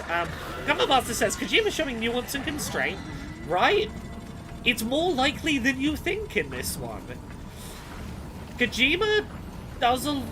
And I'm not gonna pretend that he doesn't get a bit bonkers and wacky. By the end of this game gets pretty fucking nuts by the end. There is some content that I would compare to, the musical moment in Alan Wake 2. But, I would say a good, like, 90% of this is, like, nuanced and well, like, honestly, very well handled. Yeah. Oh, yeah. Lilith says, yeah, for those who didn't deep dive on Sam's lore in Death Stranding 1, yeah, that previous loss would easily compound on the loss of Blue and make it hit harder for him. Yeah. Master and Will says, this is so important. Working through grief, complex and complicated grief, without a focus on violent retribution is so rare and important. The best I could hope for was to jump around adjustment.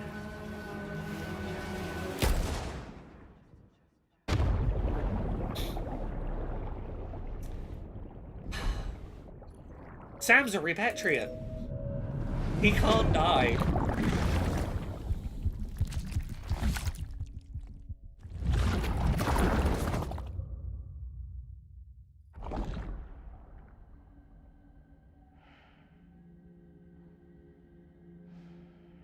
Yeah. My apologies, I forgot that that was about to happen. Probably would have given you a heads up if I'd remembered.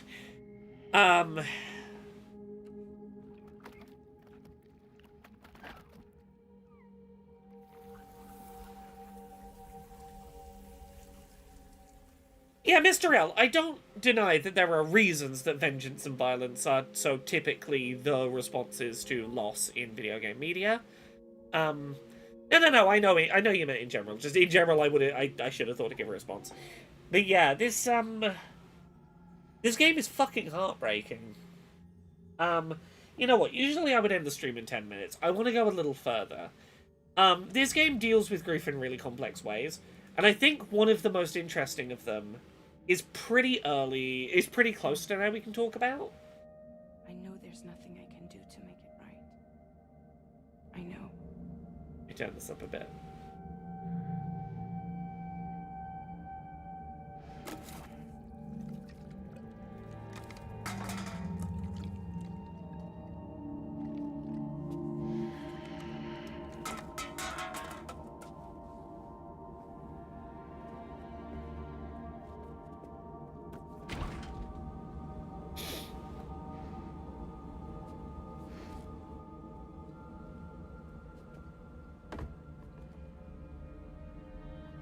But yeah, I think it is a testament to the yeah. I think it is a testament to this game how well they made me absolutely fucking genuinely to my core believe in Sam's love for Lou. In the first couple of hours of this, they do so much to sell his caring for his child in a way that so rarely is seen in like dads in media. The tenderness of his love for his baby is, yeah.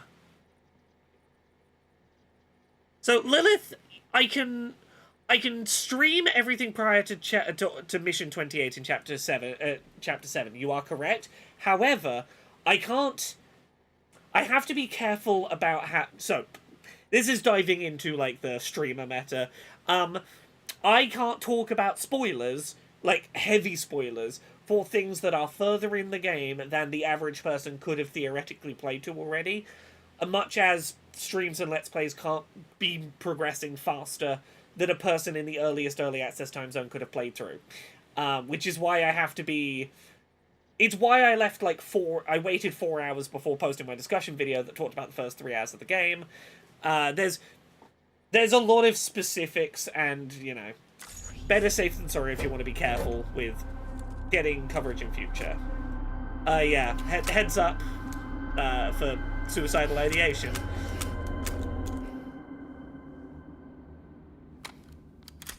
Yeah, Faster on Wheels says, kind fatherhood that includes actual caregiving tasks is shown here, and I don't see that elsewhere.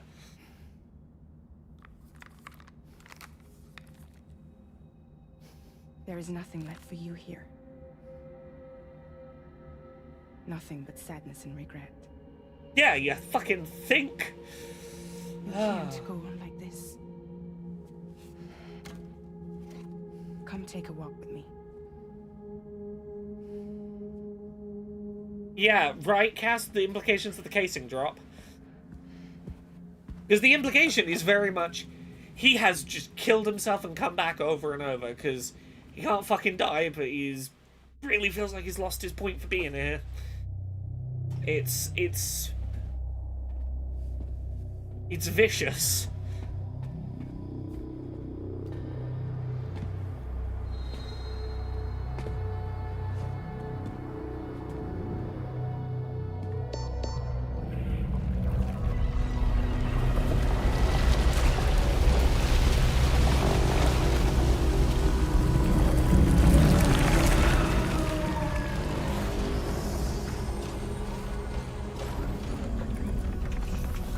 Welcome to our new fast travel replacement for Fragile.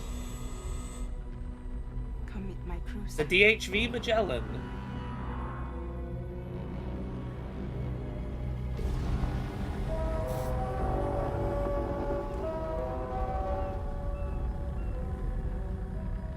time for you to hit the road and start a new journey.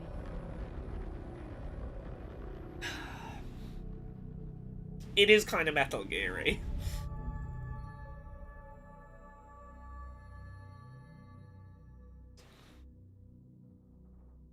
So yeah, no, with regards to what I can talk about, like, I feel okay talking about the fact that Sam gets diagnosed with, what is it,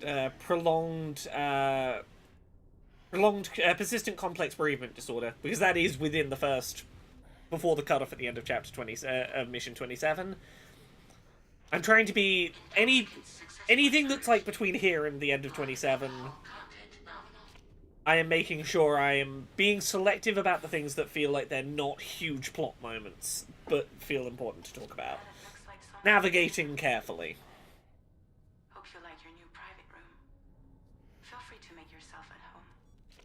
Master on Wheels, I agree. I hope, I hope he gets to be a caregiver again in a different form, if needed. Lose with me. You'll see us soon enough.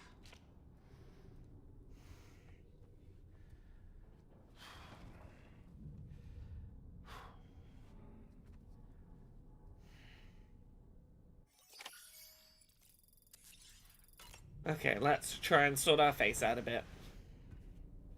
Yeah, I'm not going to go that much further in this game, but I want to get to talking to the crew of the DHV Magellan. Because this is one of the other things I think is, like, interesting layers to how this game talks about guilt early on.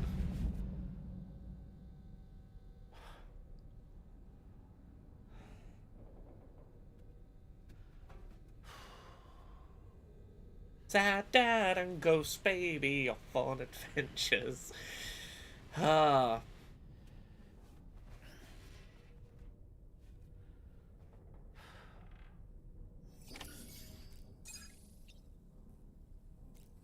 Okay, let's go. Let's go meet the crew.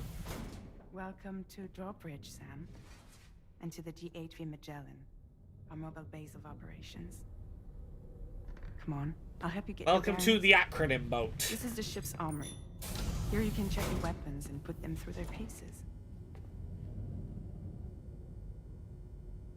These rooms over here belong to other members of the crew. They're pretty much the same as yours. And the shower's down at the end. This is one hell of a ship you got here. Courtesy of the UCA, I'm guessing. No. As I told you, Drawbridge is a civilian outfit. But we do have a generous patron with access to plenty of capital and tech. Sounds like a UCA big shot. Don't ask me. We've never met face to face. They value their privacy. Seriously? No better than to believe that bullshit. We've both been used and lied to before, it's true. But as long as they keep up their end, I won't pry. Oh yeah, hey Trash Bunny, the scarf is hands. The scarf is hands that can just move of their own accord. They're just hands.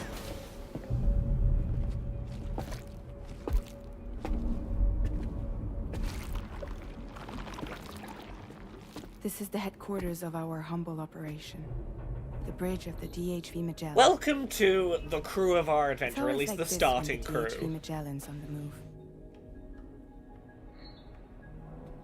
Meet Tarman, our resident doctor and Tarman? physicist. Tarman, who has He's a also pet the captain and pilot. flying in case tar anyone cat? noticed. And a fellow doom sufferer. The nav console offers a direct connection to the Tar currents. The downside being that we all have to bathe in caralium. Happy to have you aboard, Sam. Look at it! Look at that You thing! have to excuse me if I don't shake your hand. I enjoy Steer the his ship performance saw? a lot. Yeah, though the computer does most of the work. So this is a submarine? Spot on. We dive into the tar and use it to travel underground. Just beneath the surface of the Earth, there are currents we can ride almost anywhere. So what's your role in all this? Me? I make sure Drawbridge's grand plans go off without a hitch. So you're the commander? Daniel Aldridge, That's right. I am loving the new Death Stranding. I have played it through to completion for review prior to streaming today. it is shot up into Game of the Year consideration for me. It's fascinating and very special. There's some fragile in name only.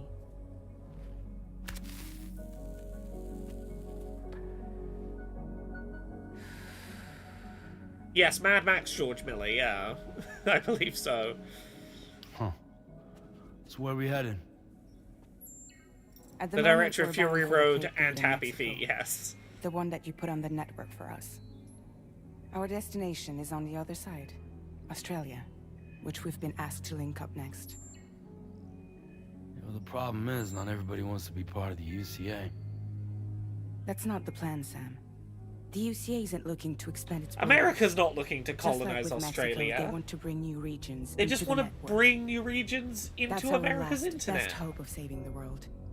Which is why we're here. Or more importantly, why you're here. No worries, Lilith. It's been lovely to have you. I hope you felt welcome.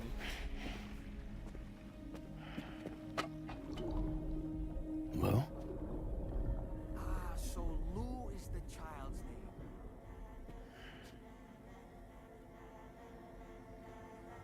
Hello? Excuse you. I too am a member of Drawbridge, believe it or not.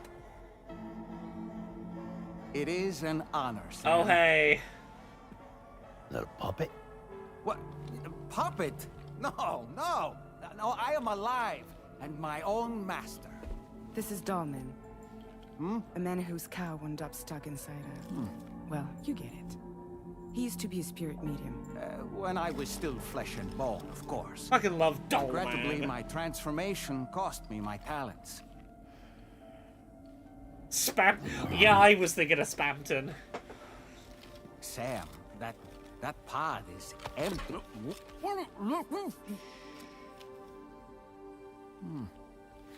Oh. You know, no one should have to suffer such loss. I understand. Believe me, I do. Which is why, yes, I think you two should go on one more adventure. Hmm? What are you talking about? Well, take Lou. Yes, and link up Australia together. Like you did before in America. Hmm? I'm sure a lengthy journey will help you to heal.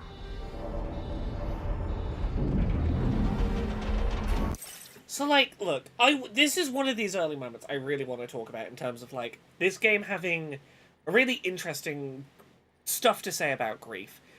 Because Sam does not want to fucking connect up Australia. He wants to just sit and fucking feel... I don't know if he wants to sit and feel sad. All he feels up to is sitting and feeling fucking devastated by what's happened because, you know, persistent, ongoing grief disorder, like, literally disabling levels of grief. But that's not useful for this lot who want to connect up Australia, so, hey, let's weaponize your grief. Let's use the fact that you're grieving to manipulate you into doing what we want. We want you to connect up Australia. Do it. It'll be a lovely journey for you and Lou to do together, you know? It'll be like old times. It's fucking weaponizing grief to get him to do what they want him to do, right? Yeah, he wants to be numb. Why don't you just get over it and do this thing for us? Sam, yeah. We've arrived. Yeah, it's definitively abusive, and, like, it's one of the things that I think is, like, genuinely a really brave and interesting choice when you want the player to like these characters, particularly, like, Fragile, who players will have a degree of, like, attachment to as a character. To have a character like Fragile be so transparently like, look, this boy's numb, but we gotta manipulate him into doing what we want him to do. For our benefit. We'll say it's for his benefit, but it's for our benefit. Because, like, yeah, maybe this journey might be healing for Sam, but, like, that's not why they're asking him to do it. Yeah. Shiny Even, he says, I can already tell this game has a lot to say about grief and abuse. Yeah, this game, like, explores grief from a bunch of different fucking angles. It is primarily a game about Sam processing parental grief and loss. And, like, it's done with so much more nuance than most narratives would. And I think, again, this is why I think the structure of a game that is largely about here's some plot, now go walk for half an hour works really well in this narrative. This is a story about Sam going on a really fucking long walk and struggling with disabling levels of grief and trying to process that shit. That needs a long fucking walk.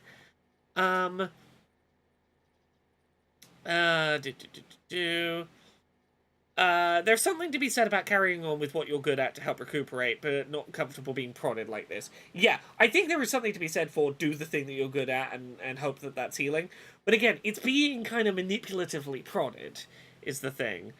In case you're wondering, my hand is traveling through the tar currents, which is lucky because that's what allows me to Daniel keep the ship Aldridge, on course. you are transporting the ghost of a baby. We'll you know, the specifics are to be worked out, but you have a pod We're by that that's research lab. kind of got a baby in there. The DHV Magellan can travel to and surface anywhere, provided it's within network coverage. A genuine mobile base of operations. Still not fully equipped, though. It doesn't have any proper guns. Need to fix that at some time. Anyway, the DHV Magellan's here to back you up. As always, you'll be the one leading the way to expand the network. We'll be right behind you, providing you with support. Just so we're crystal clear, Sam. Our mission is to connect the whole Australian continent to the existing chiral network here in North America. From halfway around the world, how are we supposed to do that again? By using the Mexican plate gate. One you already put on the grid, remember? To get started, all you have to do is cross over and connect your Cupid to the nearest chiral network terminal. As you extend coverage, we'll move the DHV Magellan to keep up. And you'll of course be traveling with your child. I mean, that's what Lou would want, right? A grand new adventure with Daddy. I'm excited for you. Dollman really fucking pisses me off. Go and get your I think he's a gear. fantastic character, but he is the one that really leans into. That's what Daddy would. That's what Lou would want, right? An adventure with Daddy. It's like you fucking act like you know anything about these two's relationship. Like Dollman is straight to laying it on thick.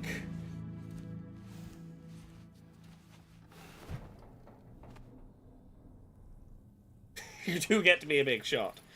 You get to be a big shot.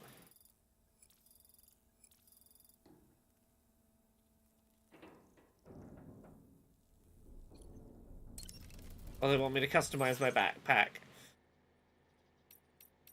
I've done the only customization I want to do, which is the word boob.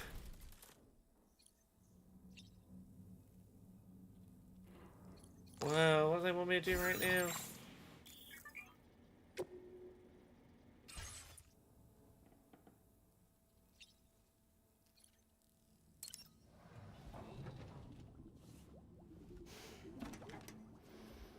You ready for another trip with Daddy?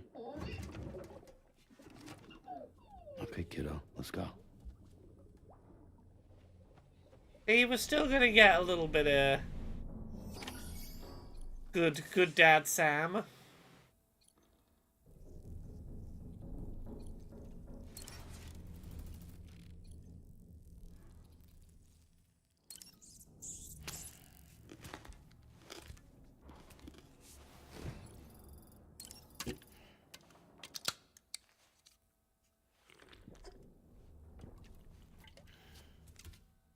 Ah.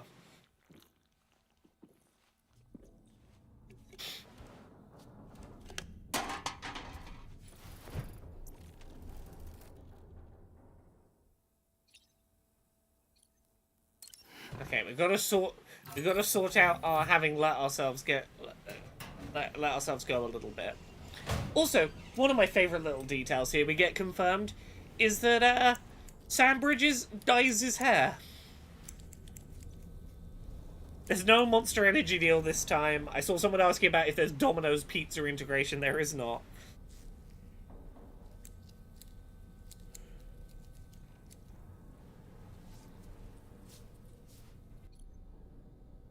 Time to dye his hair back.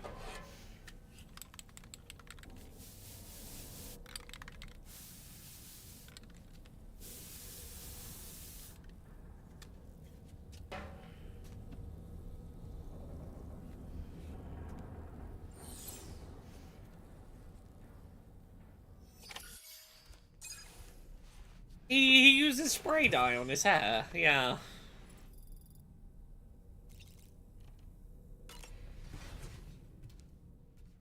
See, again, it's little touches like this that I think are interesting. Like, there's a lot of little details in this you don't see in other games. Like, a male character of a certain age being self-conscious about their appearance to the point of, you know, doing very normal things like dyeing one's hair because they're a bit self-conscious about going grey. Like, there's a lot of just very humanizing little details about Sam in this that I think are just things you don't see in male characters a lot. Sam, would you mind if I joined you? Humor him. Spray dyes are a thing in the real world. Spray dyes exist in the current real world. If none of you are aware, they tend to be typically, like, temporary ones. You know, the kind you would wear for, like, a costume party or something. But, like, no, spray hair dyes are a thing. An experience will probably come in handy down the road. Yes. Yeah, apparently they're more popular for men, yeah. Really, Sam? Your buttocks? What about shotgun? I prefer the driver's seat. We kind of do need to take Puppet Man with us. Yeah, yes, they're speeding up the process a little. But yeah, it's a thing, and I can see why it would be popular for men in terms of not wanting to seem like you're doing the feminine thing of stopping to do a hair dyeing. I get it. I think you have a choice.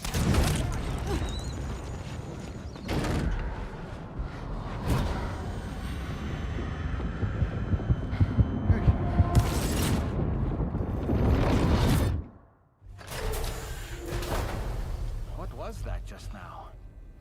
You saw it too, huh?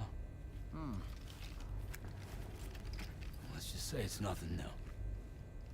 I did write boob on Sam's backpack, yes. Ah, the bleed-through effect, wherein the BB's memories are conflated with one's own. I'm sure someone explained it to you before.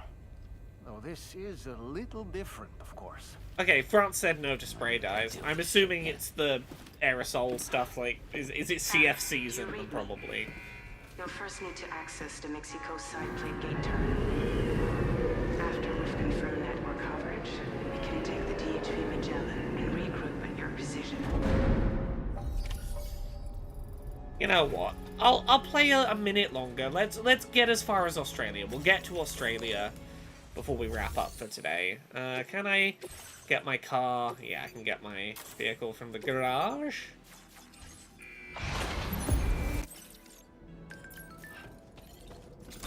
Let's hop in. Let's quickly draw ourselves a route. Where are we gonna get to? We're gonna get to... Where are we now? We are here. Commencing route creation.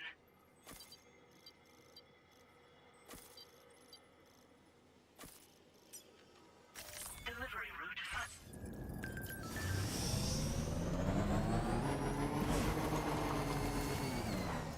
Where is the line? Somewhere up here. Let's get going. If nothing else, this journey should give you a chance to mourn.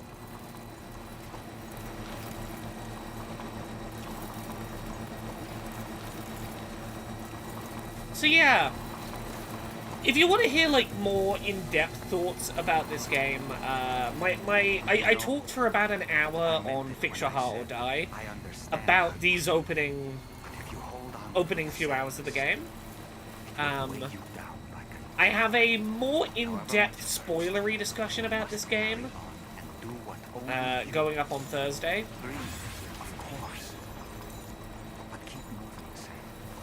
If you're someone who doesn't care about spoilers and wants my, like, big thoughts on this game's narrative, Thursday there will be about another hour of me discussing this game going up that will be the...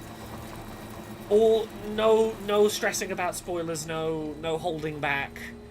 I talk very openly about full game spoilers, about what I find interesting about this game.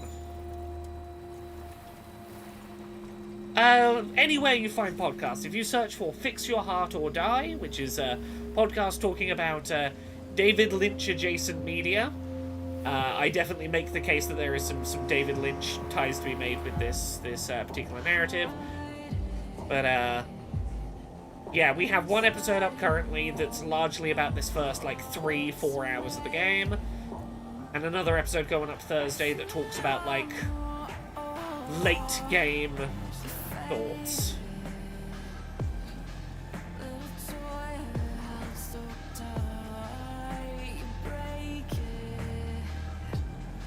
I talked for 2 hours on Fix Your Heart or Die about this game, and managed to like never once talk about Dollman or like or Tarman or any of the new characters introduced. Like, there is so much to dig into in my thoughts on this game that there's like major characters I didn't discuss once in 2 hours talking about this game, just because just talking about Sam, there's a lot to say.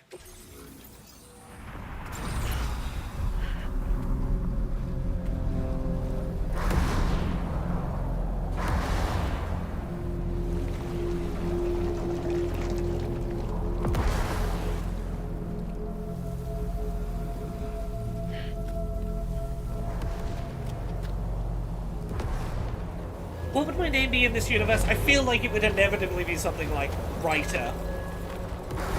A lot of women just have like one-word names, often to do with an ability they have. Never seen them before. Like, I might be like Analyzer. Like they're on a pilgrimage. You can just waltz right through the gate like that? It would seem so. Once you extend coverage into Australia, the chiral network should afford us some additional security. Or at least allow us to maintain a record of whoever uses the gate.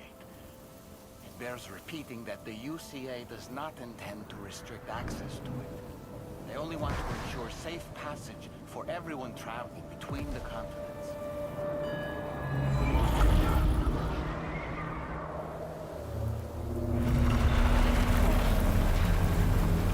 Brace yourself, Sam. It's a gatequake.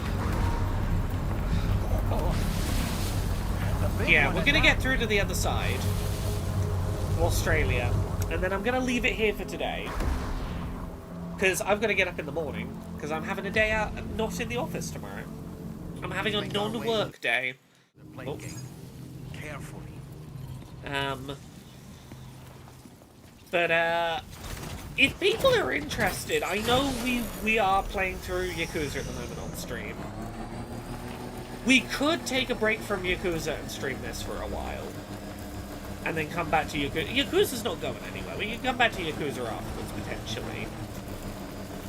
But if people are interested, we could stream some more of this on Wednesday. It is an interesting game, for sure.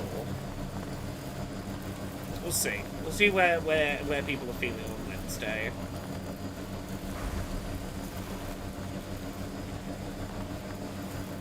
Get through the gate.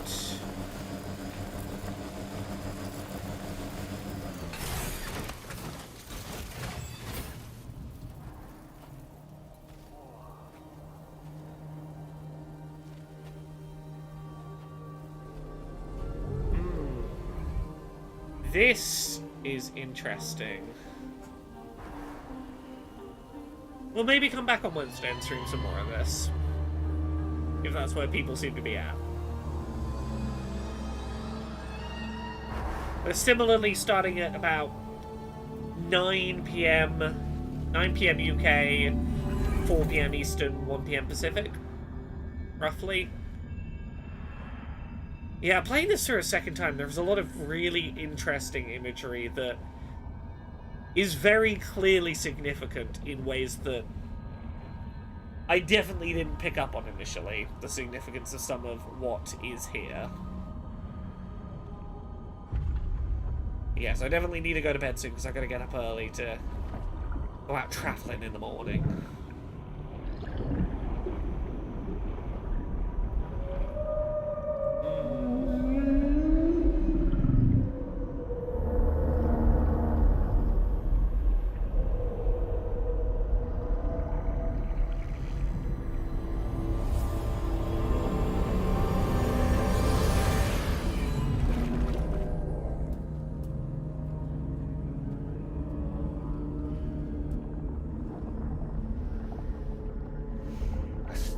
strange place if ever I've seen one.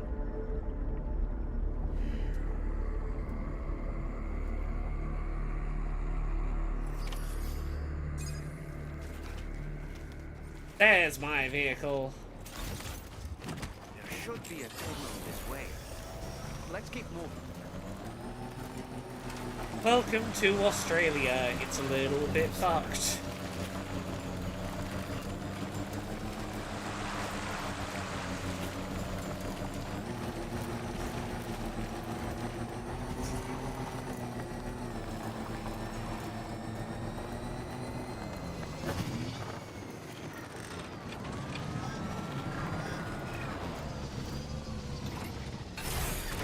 Okay.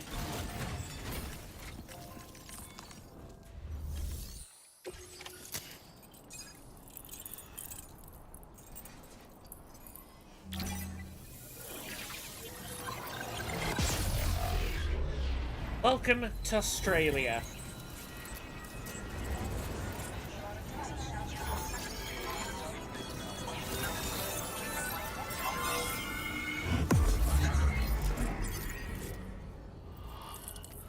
And at minimum 30 or so hours of connecting this country up. At minimum. Like 30 to 40 hours minimum of connecting all this up.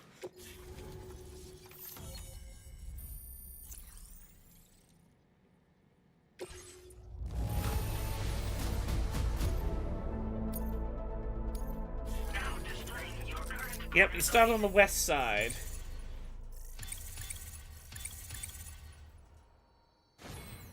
I'm a level 100 already. Goodness gracious. There we go, 3.5 hours in.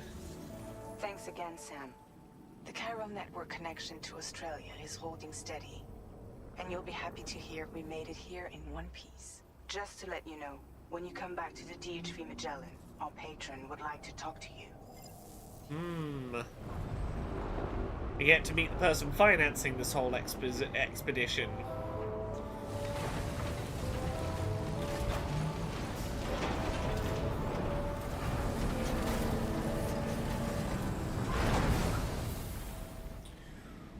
Well, let's go park on the Magellan and leave it there.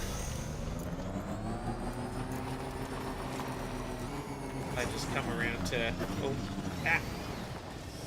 Come on, little tricycle, I believe in you.